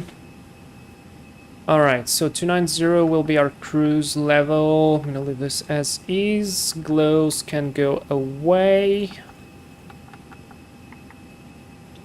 312, did I receive anything for the auto ATC? Yes, I did. I need to set squawk to 275. Whoops. There we go, that is set. Performance, we're gonna do, let's do a toga takeoff out of here. So 135, 140, 145. Let's do flaps 1 up 3 degrees, no flex. I know I can change all of these, so I'm gonna leave it as is. By the way, can I go to the flight controls? Can I change the pitch? Yes, I want to go like 3. There we go. Alright, and next phase, this is all set. So flight plan is set. What is gonna be our altitude out of here? We only have 2,000. Top altitude assigned by ATC, so I'm gonna just go ahead and assign one for myself, which is gonna be 10,000. That is good. Yeah. Alright. So let's do a quick, very quick departure briefing. Just to make things easier. So we're flying same aircraft. Flight FedEx 312, no temps check weather looks the same. Anti-ice will be turned on for the engine. Terrain radar on my side. Or I actually... yeah, terrain radar on my side before departure. Airport layout, we are here on the heavy cargo ramp. Very short taxi via Echo and running to left. Runway is full of snow. But basically that's the only part, no wind. And we're going to be taking off with flaps 1, full power. Our departure is going to be the Puivo 5 departure. RNAV 1 GPS required. And we take off runway 2 left. We'll climb on heading 023 to 1800. Then climbing left turn direct to Japan. Then on track 199 to Harp. And then on to Puivo transition. Maintain ATC sun altitude. Expect filed altitude 10 minutes after departure. Radio navs are not required, no constraint apart from this altitude restriction here, which is basically the turning point. No special consideration, and for the abnormals we'll just consider the normal Airbus. I'm not going to repeat any of that. And that's basically it. For the departure, yeah, we're even below max landing weight, so that's cool. It's very cool. We can remove all ground services now. Stop the ground services, so they should close all the doors. Yes, they are. I mean, I love how this yellow looks with all this snow. It's so cool. I don't know, I really like it. Look at that. Doesn't it stand out? I mean, it does for me, at least. Alright, let's close this door. Bye-bye, guys. It was cool to see you here. Let's remove all these services. Beacon lights coming on. I'm going to be starting the engines on the stand.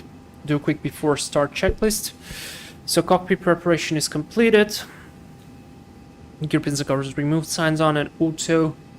ADRs should be on nav. Let's do a quick check. Yes, they are. And fuel quantity, we have 13 tons on board. So a quick check here on the fuel. Balanced, beautiful. The cockpit is set, better reference set, windows and doors are closed. Beacon is on, mobile phone off, thrust levers are on idle, and parking brake is set. Did you use a calculator for the performance speeds? No, absolutely eyeballed them. So just the approximate speeds, I think that would be good. Reset the clock here, so I'm going to assume we're going to be off block now. And starting the engine, so clear on everything. Would have clearance for the ground personnel. Ignition switch to start. Starting 2, chrono on. Let's take a look outside.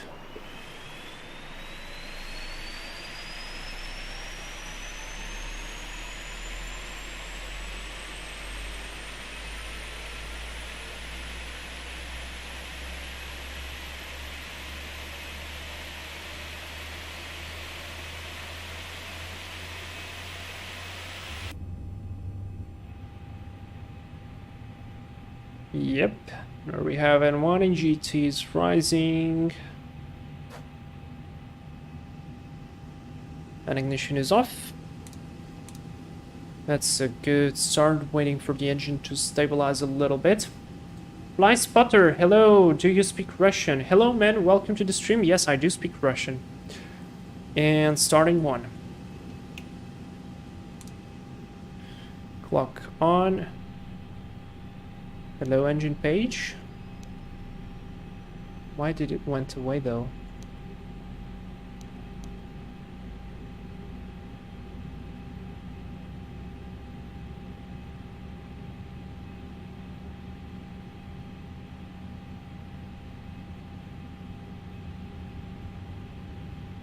There's the fuel flow. N1 and the GT is rising. The true V1 calculation is when I pull the stick and the plane goes up. Very basically. I mean, you kind of know what speeds it will rotate around. Ignition is off. We have a good start. Let's do up start. So APU can go off. Brake set. Spoilers on. Flaps 1. Do a oh yeah, big flight controls check. Why doesn't it want to go away from the gear page, from the wheel page? Why? What do you want me here?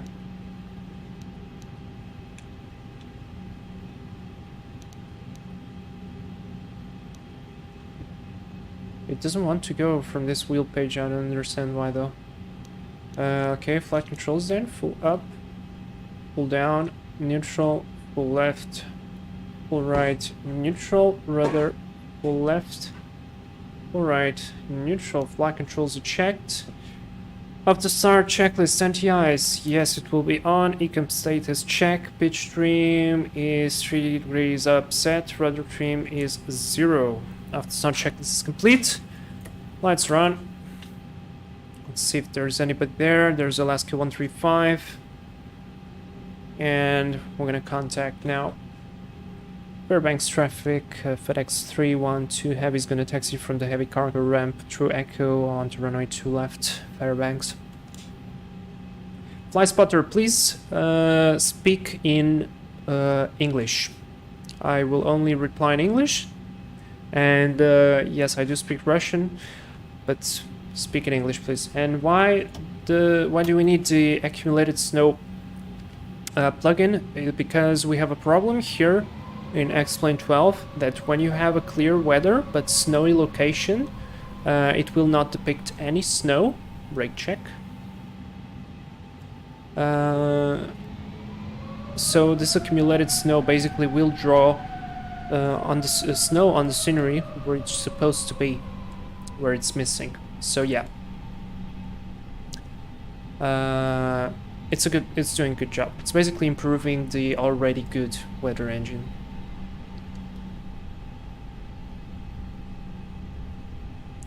And we are clear on the left. Now I'll have to be careful here on this turn. And do a turn here. And we're going to be holding position here to complete our final checks before takeoff.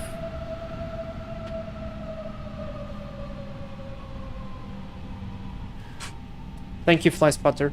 So yeah, basically that's what it does. It just draws snow that is supposed to be there, and the default weather will not draw. So basically imagine if here you would have clear weather like we had in Anchorage, without snowfall, there would be no snow on the ground, even though it is there in real life. So this plugin fixes that. Okay, let's switch already to TARA. Weather radar is coming on. Before takeoff to the line, flight controls check, flight instruments check, briefing confirmed, flight setting, 1+F is set, FMA takeoff data, we have climb nav, takeoff data is set and checked, transponder set, ECA memo, takeoff no blue, and below the line, cabin secured, engine mode selector is on normal, TCAS, TARA, and PACs are on. Had you, yes, the plugin link is on the description of the stream. One thing I forgot to set is the flight directors on. Alright, brakes released. Strobes on. Fairbanks traffic, FedEx 312 heavy lining up, runway 02 left for departure, Fairbanks. Clear left as far as we can see, clear on the right. Nobody on TCAS. Running lights on. I'm gonna switch on terrain radar.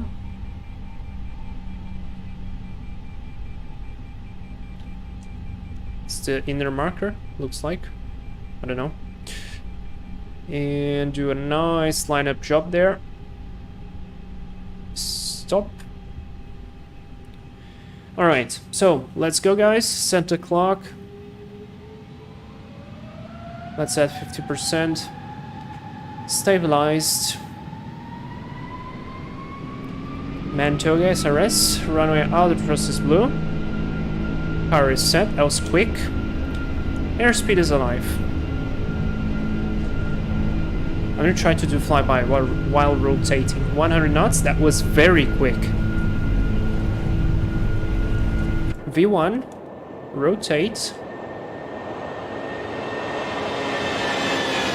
Wow, positive climb, gear up. That was really good. Alright, back to the cockpit. Follow the flight directors. So until 1800. That was cool. The sounds are good. Let's do autopilot. Trust climb. Climb nav. Disarm the spoilers. Lights are off. Flaps up. Fairbanks traffic, FedEx 312, airborne passing 3000. Open climb. What was our cruise altitude? 290, right? Yeah, 290. Oops. What the hell was that? I want to reduce my speed there on the turn.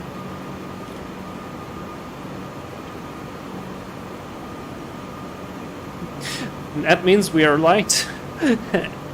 Oh my god. Whoa.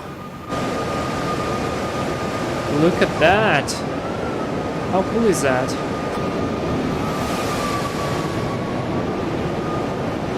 Whoa.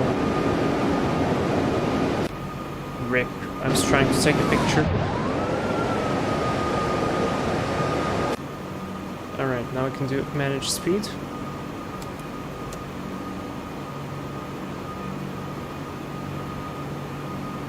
Look at that! Whoa!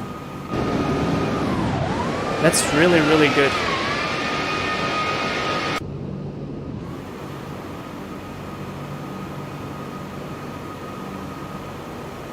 Okay, I'm sold. Nice takeoff, definitely. Definitely.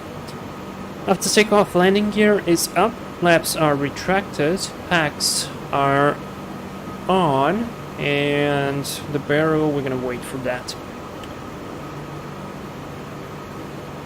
That was definitely fast. And a beautiful departure as well, so very worth the return flight to Anchorage just because of this departure. Good idea to do the return flight just because the weather cleared up. Yeah, just as I was thinking. 10,000 lights off. Now, yeah, let it accelerate now. 290. And while that happens, I'm gonna open all the charts I need for Anchorage later on. I mean, you see the difference? We took like, what? We had 17, so this is like 5 tons less of fuel and 24 tons less of cargo, because we had 44.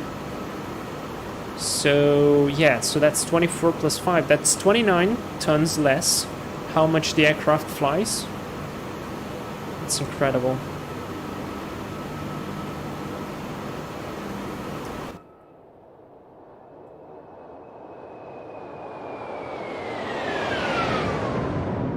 Now, one thing I don't understand is the windows, they still look like a little bit weird. They should not be like that.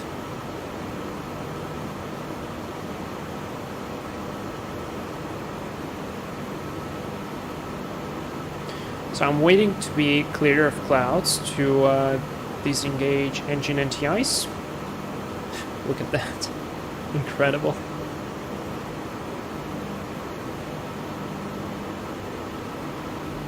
And I'm pretty sure we are clear of clouds now, so engine anti-ice goes off. Let's give it a little bit of wing view, even though we don't have passengers, but it looks good.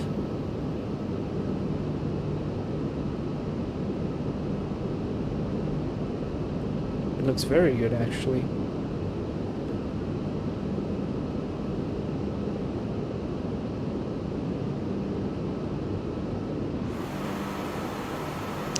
And passing 18,000, so transition altitude is set. QNH 1013 is set. 1, 2, and 3. After takeoff checklist is complete.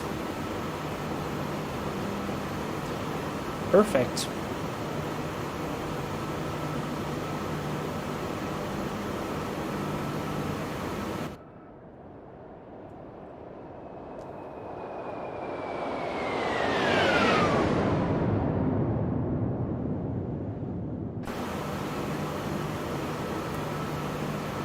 Now I want to see what do we have there for Anchorage. We have vectors basically. So what I want to do is go direct to Coolan and then direct to Anch. And we need to be, if I recall correctly, close to 5,000 Anch to capture the glide slope nicely.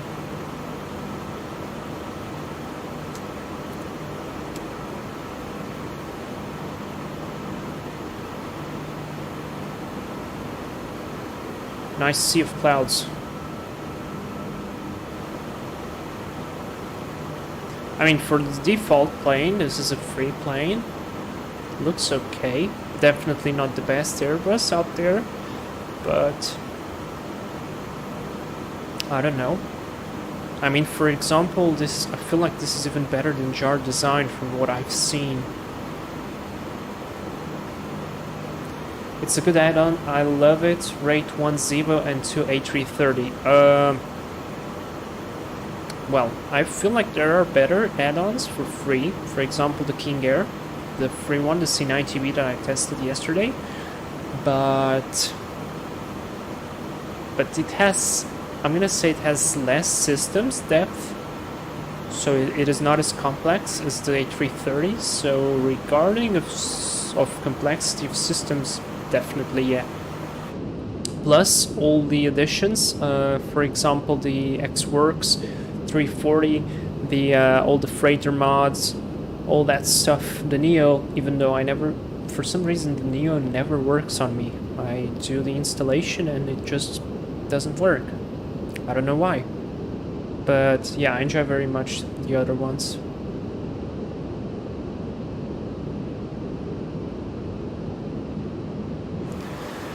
Really cool. Alright. Now we have a traffic incoming. Who are you, sir? Ah, that's not incoming, that's the MD-80. It's flying away.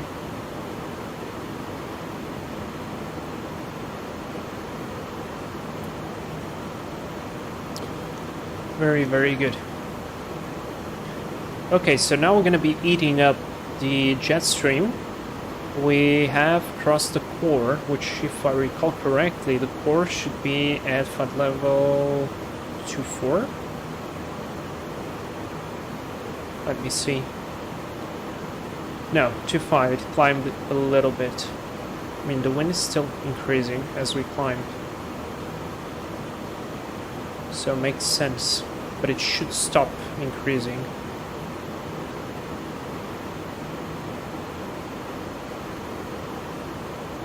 We're gonna be adding more power, more speed into it. And the clouds look fantastic. I mean, yeah, this could be better, I know, but if you look like this looks great. And it's not in maximum quality. 1000 to go. Still climbing 2500 feet per minute.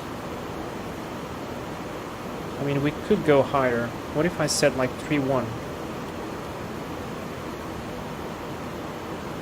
Nah, it doesn't want to go. What if I said 3-1, my friend?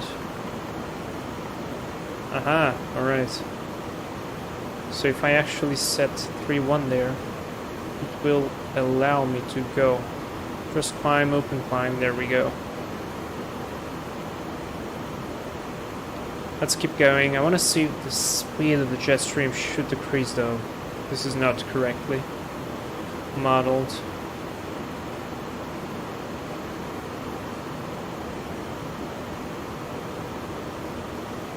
What are my settings in X-Plane? So I'm gonna show you them real quick. You can take a screenshot, pause them, pause the stream or whatever, but here they are. And I'm gonna continue.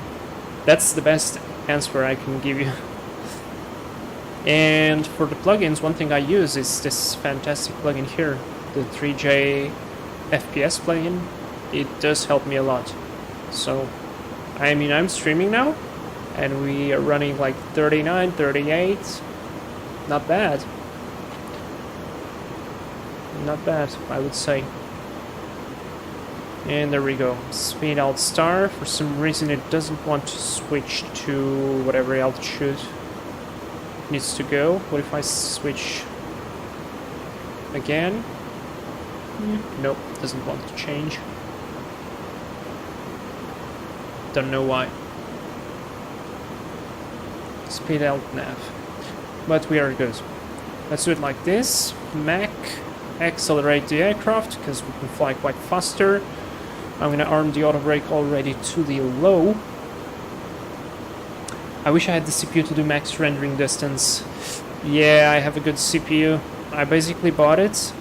When I bought it, it's the Ryzen 7 3700X. It was like one of the top 10 CPUs at that moment. So yeah, it's a good one. Alright, we're flying nicely now. So what I'm gonna do is we're gonna do a quick briefing. Let's go here to the performance page, go to the approach. I'm gonna use, of course, flaps full.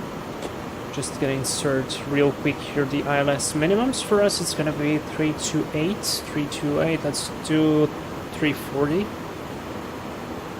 MGA and full flaps 143 for the speed. That is good. The rest looks fine to me. Prop page. We have to be at 4,000 in cooling. I mean, there's a bunch of altitude restrictions there, which I really wish to just skip because it would make our life so much easier. But yeah. Oh wait, can we go 07 right? Would be actually even better for us. So we would just cross the other runway and then just taxi straight all the way back to our FedEx ramp. Yeah, wait, let's go arrival 07 right. Proto via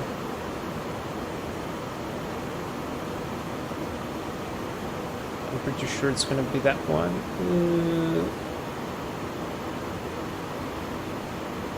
Elias, yes it is.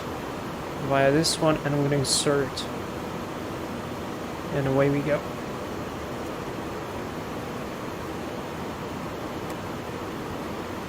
$160 miles to go. This looks fine to me. Now my question is, will this aircraft calculate the top of descent or no?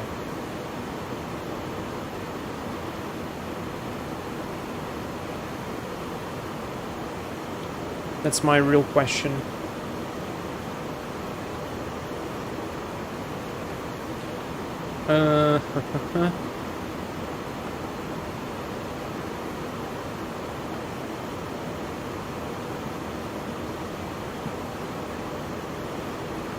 I'm trying to remember, where was it that you could see the distance to top? Oh, there you go. Cruise distance top of descent 44. All right, let's leave the aircraft to do its thing, and I'm gonna just let me just do one thing. Plan mode, zoom in. This is what we have. Ah, yeah, sorry. This has to be on another page. From Kulan, we want to go to Elias. So I won't remove this manual part here. Clear this, clear, and insert. I really like how it did that. Plan, insert, performance, 39 miles to go to the descent. That looks cool. And I want to compare how will it do.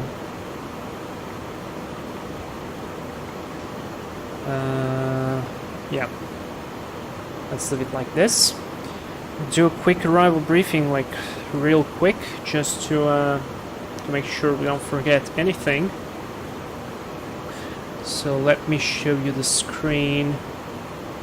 Arrival briefing. Status of the aircraft looks to be good. Weather looks to be great. Let me see. METAR here. 360 probably we're gonna have no wind though. 10 miles, clear, minus 18, 2931. The rest looks to be good. No temps are checked. NTIs, depending on the clouds, we're gonna be using engine NTIs. Terrain radar on my side, weather radar on the first officer's side. Top of descent is gonna be in 30 miles. Our arrival is gonna be the Puyo 5, the Puyo transition. We're gonna be landing on runways 7 right from Kroto on track 161. We zoom in a little bit so you guys can read it as well. To cross Nicole at 5,000 and at below 240 knots, then on track 18A to Astley, then on track 254 to cross Kulan at 4,000 and on track 254. Spec radar vectors to final approach course. No problem to me. And then we're going to execute the ILS lock runway 7 right. Basically we're gonna come from here on this side, intercept, course is 074, localizer is 101.3, this is what we're gonna be using, the INC, this is the code I'm gonna be inputting there. Minimums for us is gonna be 332, I've set 350 if I recall correctly, it's gonna be good. And for the go around, we have a missed approach, climb to 780, then climbing right turn 3000, heading 230 degrees, and on Anchorage, VOR DME radial 210, control cab, until 15 DME and hold. And that's basically it. As for the config, we're going to be using auto brake low, full flaps, max reverse, and I want to exit here on Golf to go via Romeo all the way up here to the FedEx ramp, which is this one. So as we're going to be crossing Uniform, we're going to turn right and then left. That's basically everything. No special considerations, not overweight, and no lost comms. Briefing is complete. Home email. Hello, welcome to the stream. How are you? Do you have any questions about the briefing? And 90 miles to go. There's a top descent.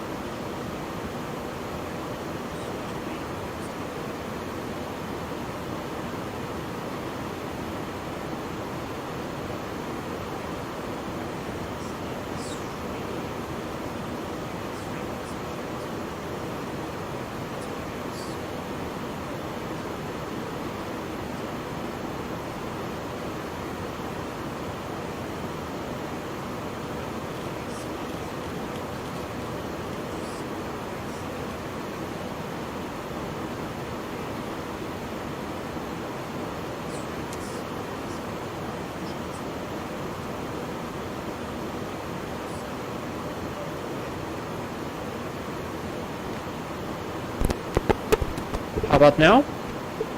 Thanks for telling that. I don't know why, but for some reason, sometimes it will just lower the power output and the microphone will not be as sensitive. So what did you miss, guys?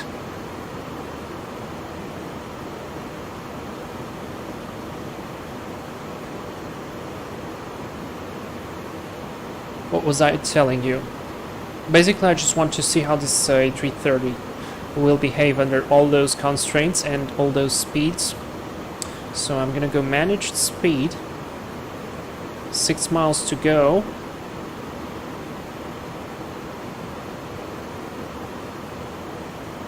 We have 5 miles to go. Let's set. Why is it alt cruise now? It really shouldn't be.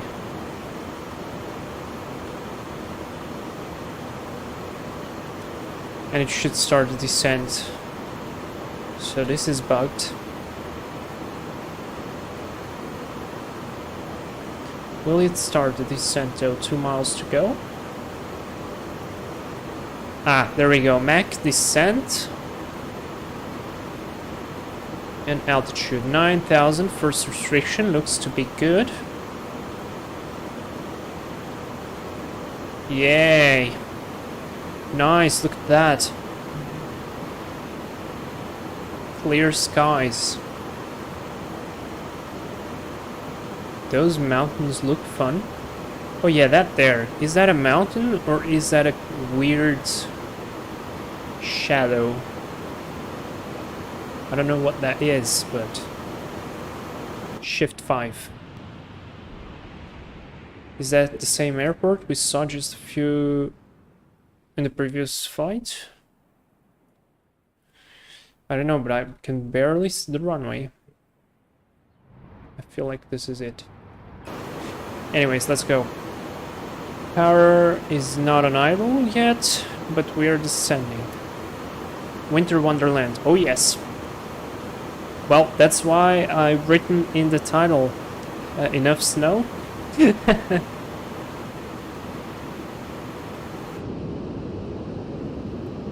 And now, again, with the yellow livery, in the sun.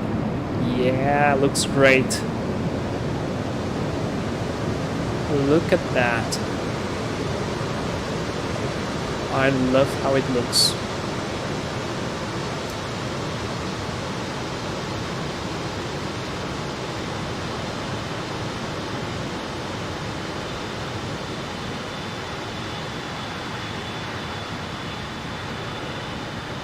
Yeah, probably they updated some of the texturing, that's why you don't see here the letters coincide very well. Looks lovely. Oh, and I like the sunglasses there with the black detail. Looks cool.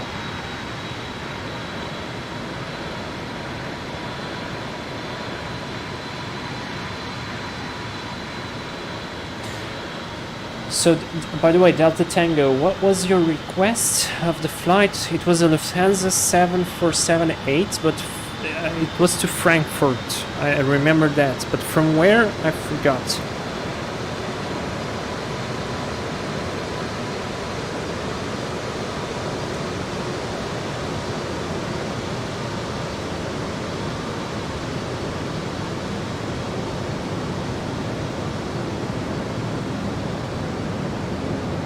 Oh, that's Boston. Okay. Ah, it looks lovely.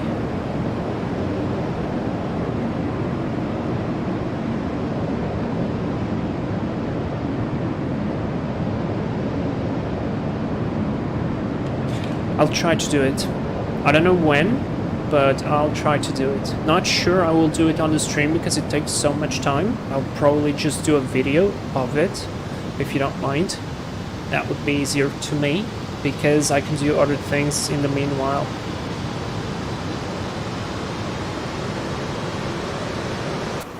Yeah, that was lovely.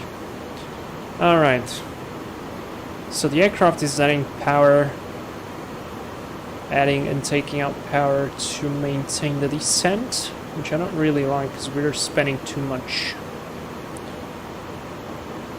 I mean, probably because we're having this crazy headwind. I mean, I've seen crazier than this, but this is bad still.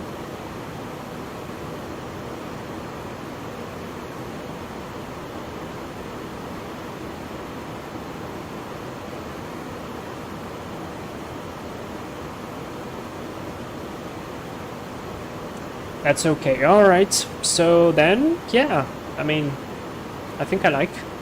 Do you know what aircraft will you be flying on? I mean, like the registration, because I know the Lufthansa has that fantastic retro livery for the 747-800, and I really like how it looks with it, but I would take any. Oh, and I hope the Mango Studios will finally fix their sound pack, because I have it and it's very good for the engine sounds, but the wind sound is completely lacking. The cruise engine rumble is just, you can hear the stitching of the sound, it doesn't sound very good. But yeah, the engines, the spool up on the takeoff is fantastic. But yeah, it would be cool if I could reproduce your flight like with delivery, at least the correct livery. Like probably there is no registration correct, but yeah. I know the 747-400 flies there too, but there is no good 747-400 for X-Plane 12. There is a Sparky one, but I've tried the latest version of it, and I'm sorry, it is so broken. Like it like the potential is there, system-wise is there.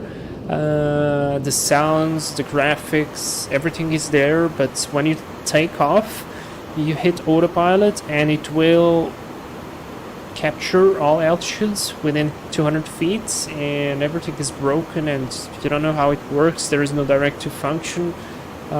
It's like, no. It has good potential, but it's not yet fixed completely. So also, is it just me, or you can actually see the higher elevations have more snow, like it is full white, and the lower elevations it's like not fully covered? I'm not sure if this is like done on purpose or it's just like because of the texture. I don't know, but yeah, like you see here, it is a little bit higher. Looks like the plugin even has the information of where there is more snow and less snow. I mean, yes, yesterday it was painting mountains in New Zealand covered with snow. That makes sense. Once Flight Factory releases the 777, I can replicate my transatlantic voyages. Voyages. Yeah. One thing for sure, though, is I'm not getting the 777.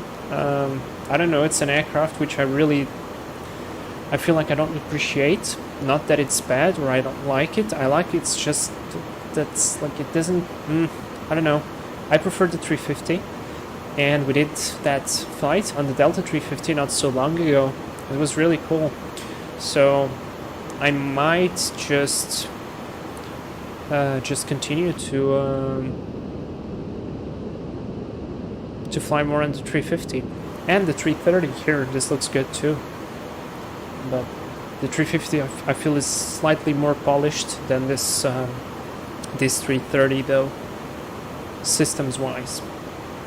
And Delta Alpha Bravo Tango Juliet, let me check real quick, what is that aircraft? Haha, so it even has, oh, that's actually 747-400. So it has the old livery yet. So maybe I will do then the flight with the older livery on the 747-800. Or just 8, whatever. When it's the plane you fly the most, it forces attachment. Well, that's true, I have to agree. It's Delta Alpha Bravo Yankee Juliet. Sorry, no problem, let me check that again then. Aha, 747-800. But yeah, it still has the old livery, so my thinking is aligned. That's great. Alright, that's very good. That means I'm going to be downloading this livery, and I mean, I don't know when, but maybe throughout this week I can record that video. Not so sure. And I can make it. How much time is the flight? Do you know how much time the flight takes?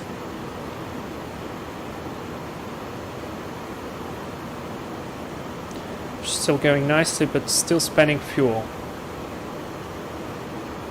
I spent very little fuel on the first flight, and more clouds, by the way. At least I hope close to Anchorage is going to be better.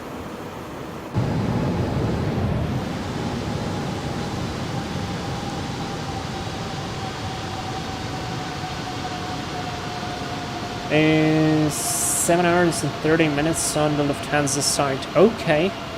Yeah, that's doable. I think the St. Martin one was worse, was like 8 hours and something, so if I did that flight, I'm pretty sure I can do yours.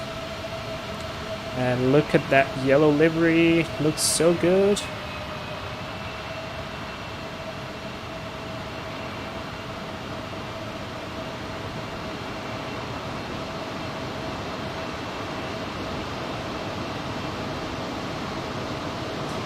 Oh, and tell me one thing as well. When is the departure of your flight?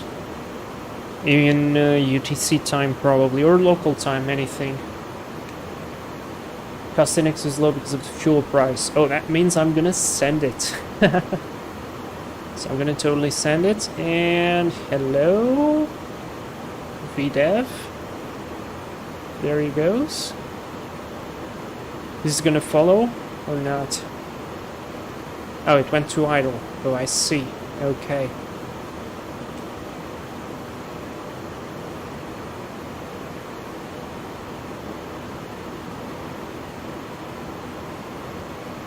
So yeah, VNAV not perfect on this aircraft. Definitely following something, but not perfect.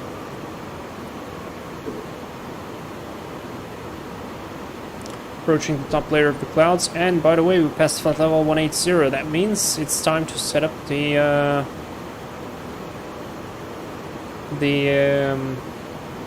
QNH 9093.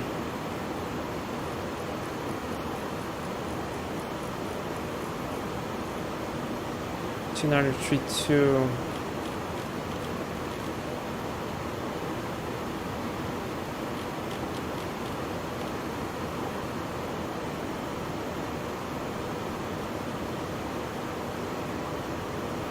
So we will be below VDAV now, catching up with it.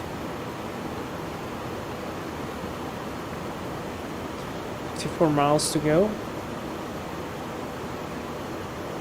Can I just do a direct? I really want to do direct to the final point, and that's it. Because there is no terrain, I feel like. And what's the point of... Let me check on the maps.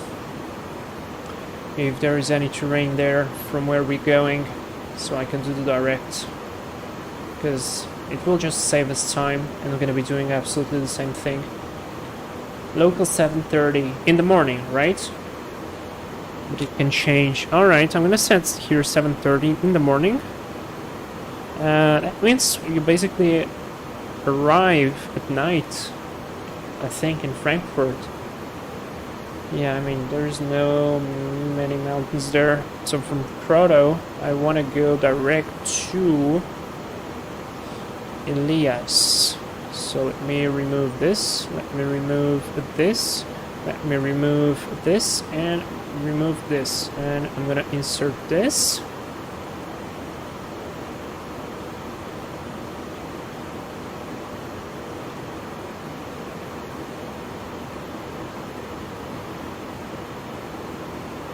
Nice cloud surfing incoming. 7:30 a.m. Yes. All right. Thank you.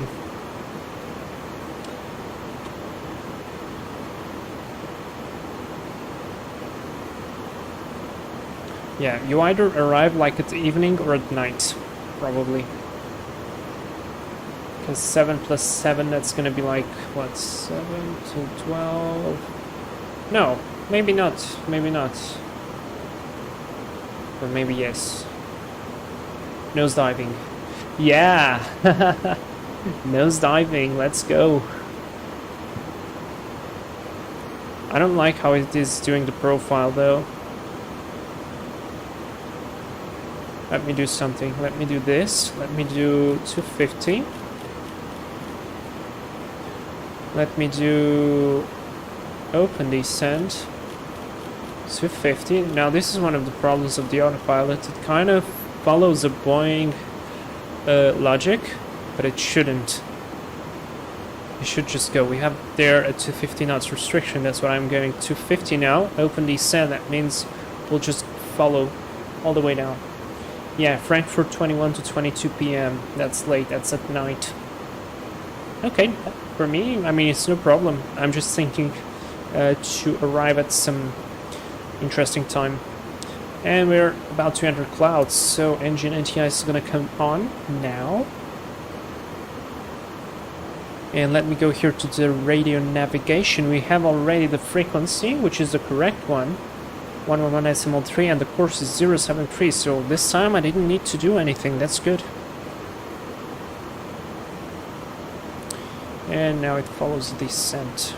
What if I do like 240? I feel like we're still going too aggressively down. Now let's do 250.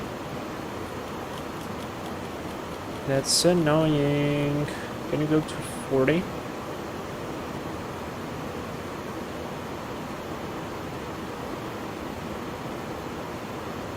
Wind has changed.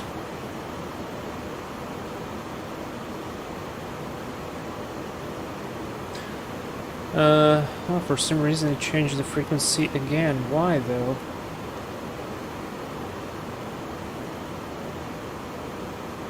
No controllers in range anyway. Is there anybody flying? Oh, there's a 747 there. Cool. And there is the Indigo 122. The 320. It's probably doing something like a world tour, which is actually really cool. In the clouds. Even looks good in the clouds. That's us there. Very serious, guys. Why are we turning? Ah, okay. I was almost caught by surprise.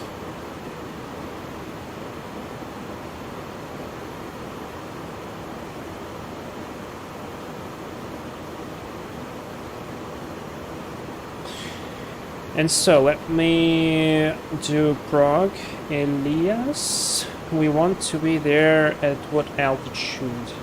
Let's call it 4,000. So 4,000, we are at 10. 10 minus 4 is going to be 6. 6 times 3 is 18. We are 30 miles. We are way above what we need. Or way below. So that's good.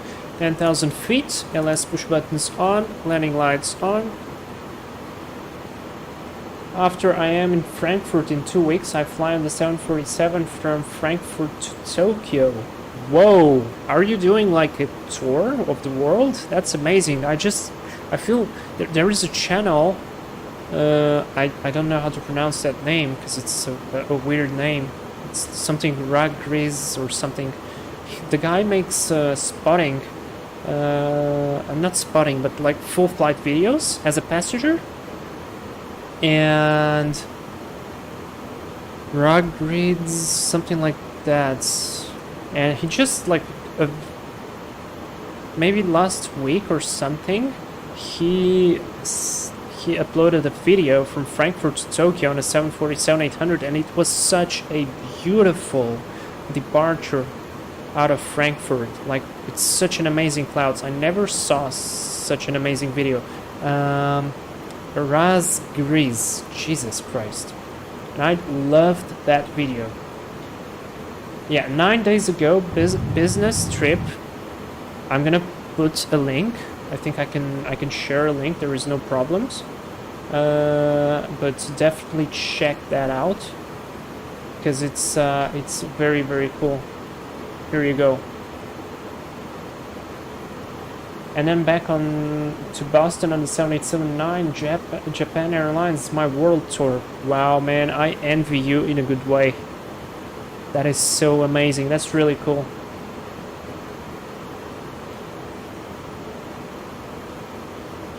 "20 miles, we are at 7, that's 3,000. That's 3,000 feet to go. 3 times 3, it's 9, basically 10. We are 20 miles out, so we're gonna be probably almost leveling off soon. The wind has changed. Again, I'm thinking of slowing down to 220 before leveling off. Let me just decrease here the vertical speed to minus 500. Do 220 here. Nice, we are out of the clouds. Engine NTI is off.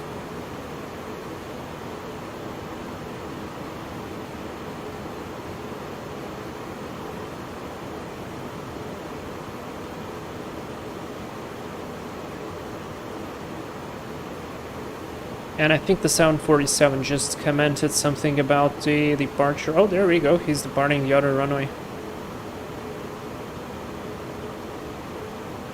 Can I do shift 5? Nope. This is some other airport or car under the snow. And this is probably the runway, which we can't see. Now, this is the problem with this plugin. It just puts so much snow. And if you want to land here and you're flying VFR, like, try to find the runway. It's going to be extremely difficult. Like, where's the runway? Ha, there's the runway. You don't really see it very well. And I'm starting to add a little bit of power.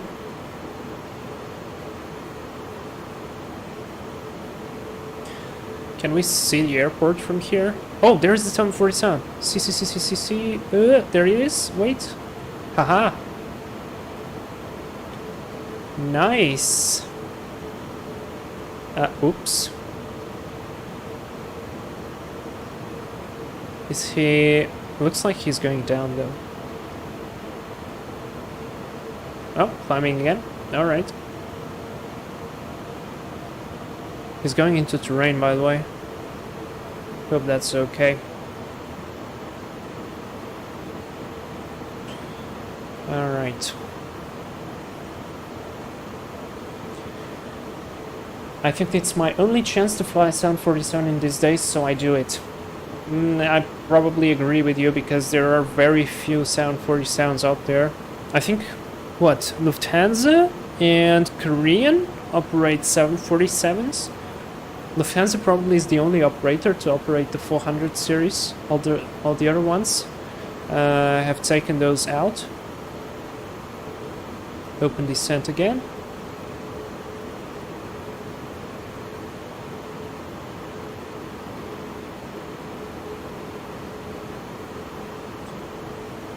In Anchorage traffic, FedEx 312 Heavy is 8 miles out of Elias for runway 07 right ILS. Anchorage. And there goes the guy. That bank there and that climb out kind of worried me. The snow looks cool though, I really like it.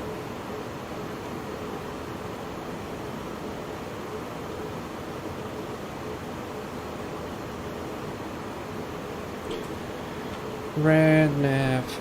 Let me just do something. No, not doing anything. Ah? Yeah, doing anything. Now it is identified. So it looks like this aircraft requires you to input the frequency of the ILS that you're going to be using. Which is not a big deal for me, but yeah. Pay attention to that. Oh, I forgot to do the approach checklist, of course.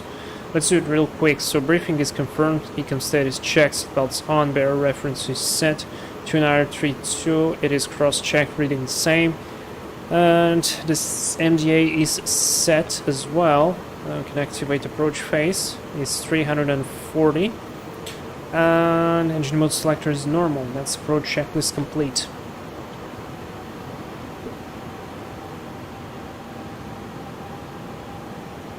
And there's the airport. I can barely see the runways.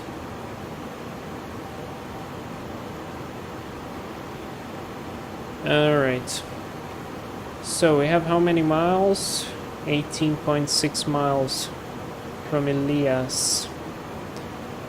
I want to decel to 200 knots.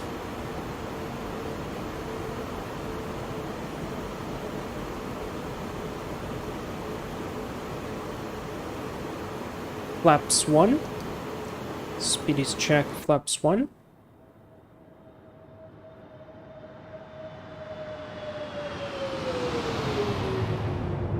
Absolutely lovely. Look at that light.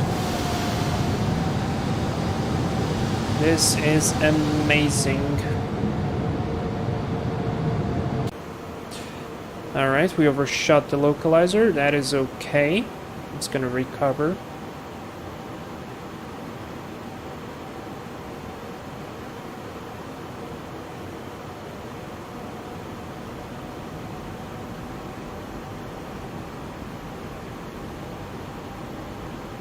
This is 100% Airbus moment, overshooting the localizer. Let's activate approach. Lock star. Wide slope is armed. Oh nice, this guy just spawned in.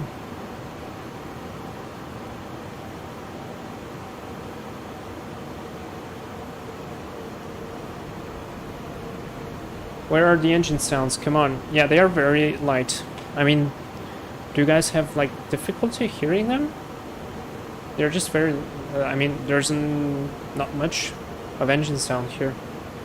You hear them well on the takeoff, but not much more than that. Alright, in case we need to go around, we climb to 3,000 feet. There's the glide slope. Let's reduce speed.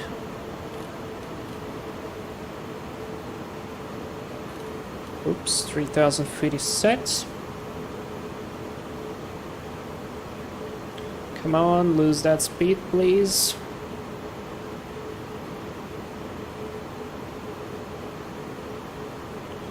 Flaps 2.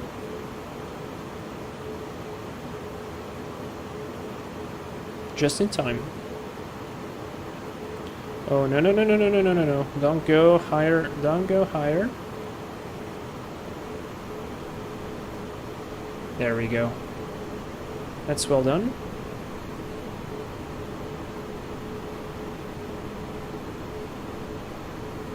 That's a nice nosedive. Yep, legit. But we are there. 3,000 feet is set.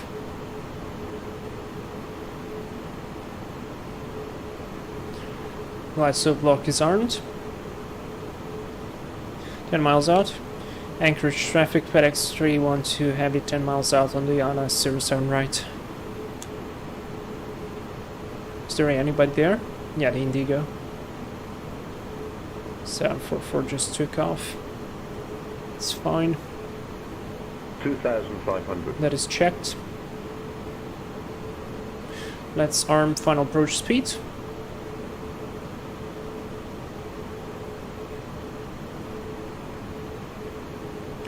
Let the aircraft go on idle. Yeah, I need to find a better sound pack for the A330. I think somebody wrote somewhere on some post that FTSim made a sound pack for this one. Maybe I need to buy the subscription for him. 2,000. Check.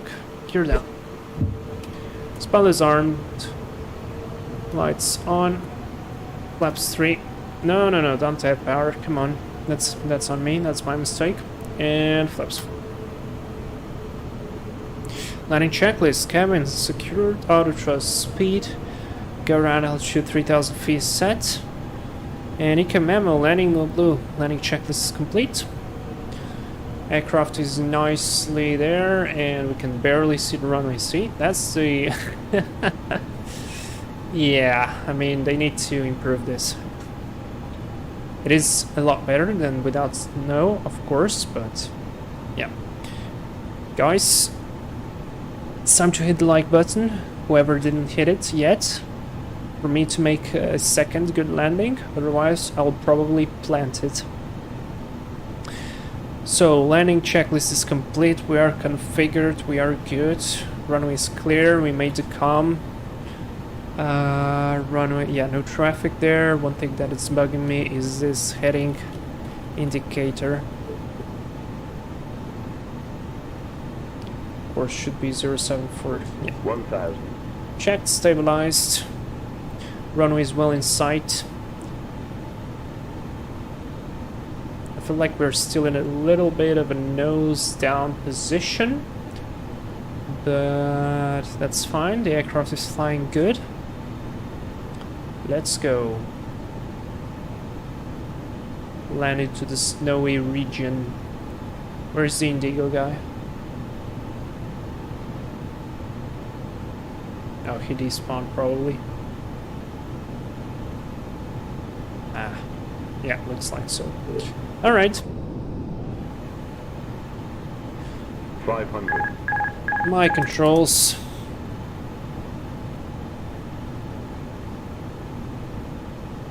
Now, you can definitely feel the inertia of the aircraft a little bit, so because it is a heavy one.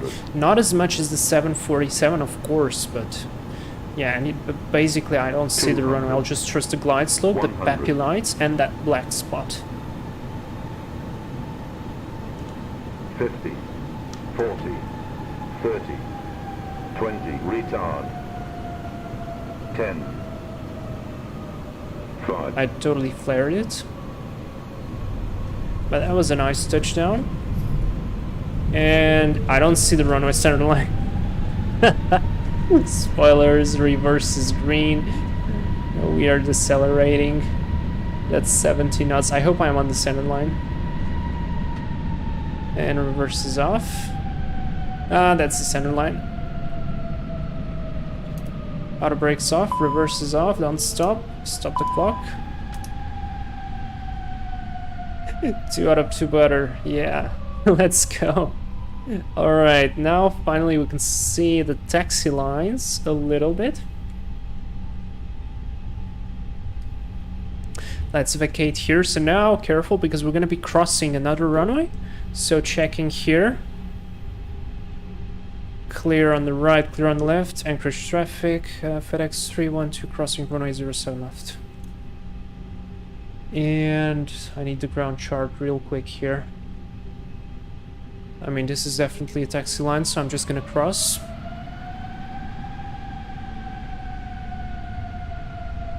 And I feel like I crossed on... I don't even know where. Where are the signs? Okay, Kilo. I see Kilo, that's good. So right into Kilo. Now we've cleared both of the runways. I'm gonna do the after landing. First of all, 51 minutes, not bad. Stop the chrono and start it again so we can count on the cooldown. Speed brakes. Retracted, flaps retracted, strobes off. This goes to off, starting the APU. Disengage the flight directors.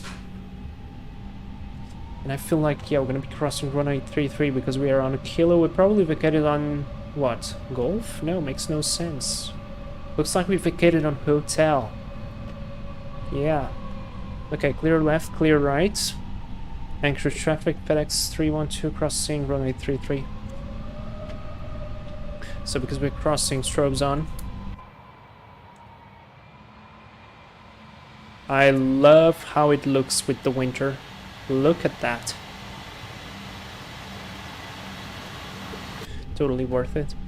Alright, from Kilo we need to turn left into Lima. Lima. Let's go here. Actually on Romeo. Oh no, that's the runway. Shit. Sorry guys. That's what happens when everything is just covered in snow. Whoops. Bad mistake. Good thing we were not as fast. That's Kilo. Yeah, Lima is next. Rip me. Ooh. I almost messed up. Strobes off now. Transponder goes to standby. And now we can turn here. This is gonna be Romeo. This is what we need. Looks like Arctica. Yeah! I think this is too much. I mean, it could be like this. This would be perfect. So we could see all the ground characteristics. And now we're gonna taxi through Romeo till the very end. Until we reach the FedEx ramp, which is gonna be uniform. It's gonna take a little bit. And flap is open, starting the APU. It looks good though, I must admit. And I'm really thinking about buying the Antarctica scenery because I think they have the it's that airport where the A340 landed. I was really thinking about going there. So now I don't know. I don't know. 26 knots. Yeah, looks good. This is Romeo still. And I'm gonna park. I'm gonna shut down the engines. I'm gonna tell goodbye. And I'm gonna try to watch the replay again. But I'm really worried because sometimes when I hit the replay twice, it crashes. So it might be the end of the stream. But it really looks good. Yeah, look at that.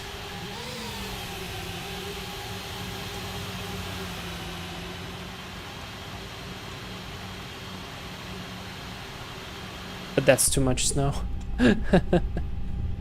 Alright, what's next? Papa is next. Nope, we need uniform. Uniform is gonna be probably that one, yes.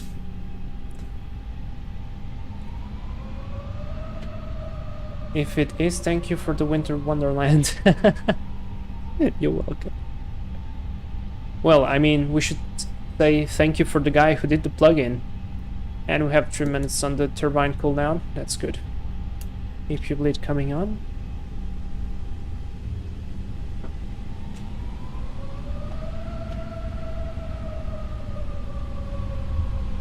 Weather radar is off. Yep. Papa there on the right. Next is uniform. And brake a little bit.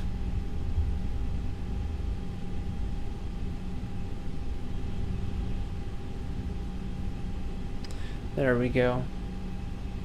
I wish X-Enviro would work though, as well, because X-Enviro does a good job depicting snow. I mean, it does a reasonably good job depicting snow. Alright, we are in the ramp. Runway turn off.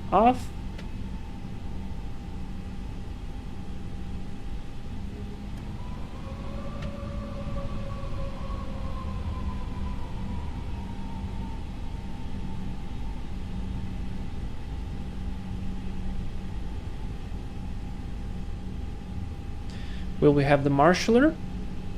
That's my question.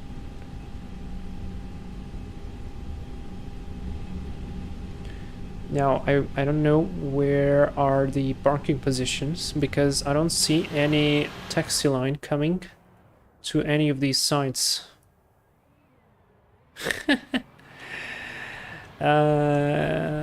Okay. So I'm gonna assume that's one position there. Let's try to go for this one.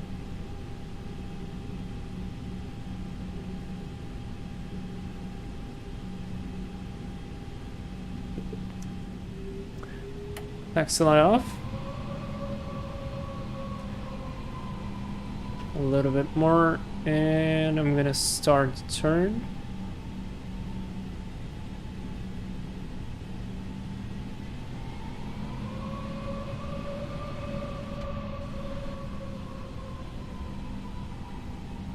Yeah, so we're gonna just park the aircraft and say it's fine.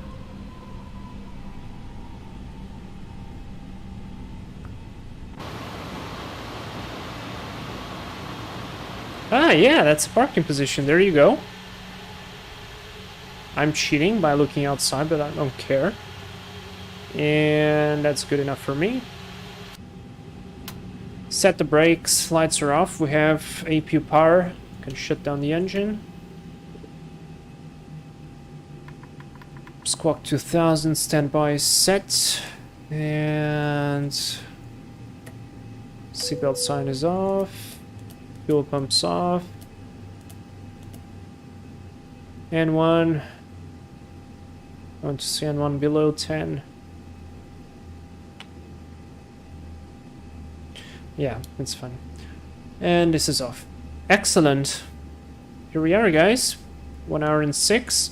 Welcome back to Anchorage, where we had a beautiful departure with a nice sunrise and an even nicer return. I mean, I really like the combination of white and yellow. I don't know, on this livery especially. Yeah. Let's do a quick parking checklist. APU bleed is on. Yellow electric pump. I mean, this is for A320, so probably there is no yellow electric pump. Oh, actually, yeah, there is. Well, it's off. Engines are off. Seatbelts off. Exterior lights all off except the nav and logo. And yeah, fuel pumps off. Parking brakes set. Mobile phone on. Transponder standby 2000. Radar protecting wind shear is off. Parking checklist is complete.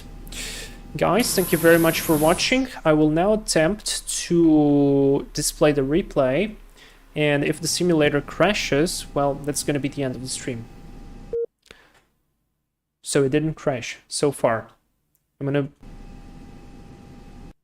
Okay, didn't crash. Alright, so it isn't crashing, that's good.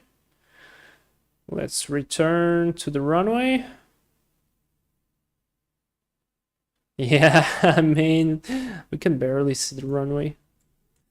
Yeah. Okay, I'm gonna be watching the landing from here. And I feel like we're in a way too nose down position.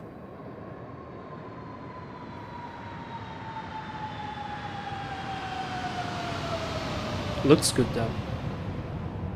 And there is me flaring the aircraft 1000%.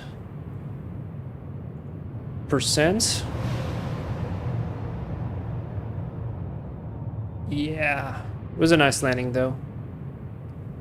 Nice landing. Let's try to do a screenshot of the touchdown, like here. I really like how it looks. Maybe zoom... no. Yeah, like this maybe. One screenshot.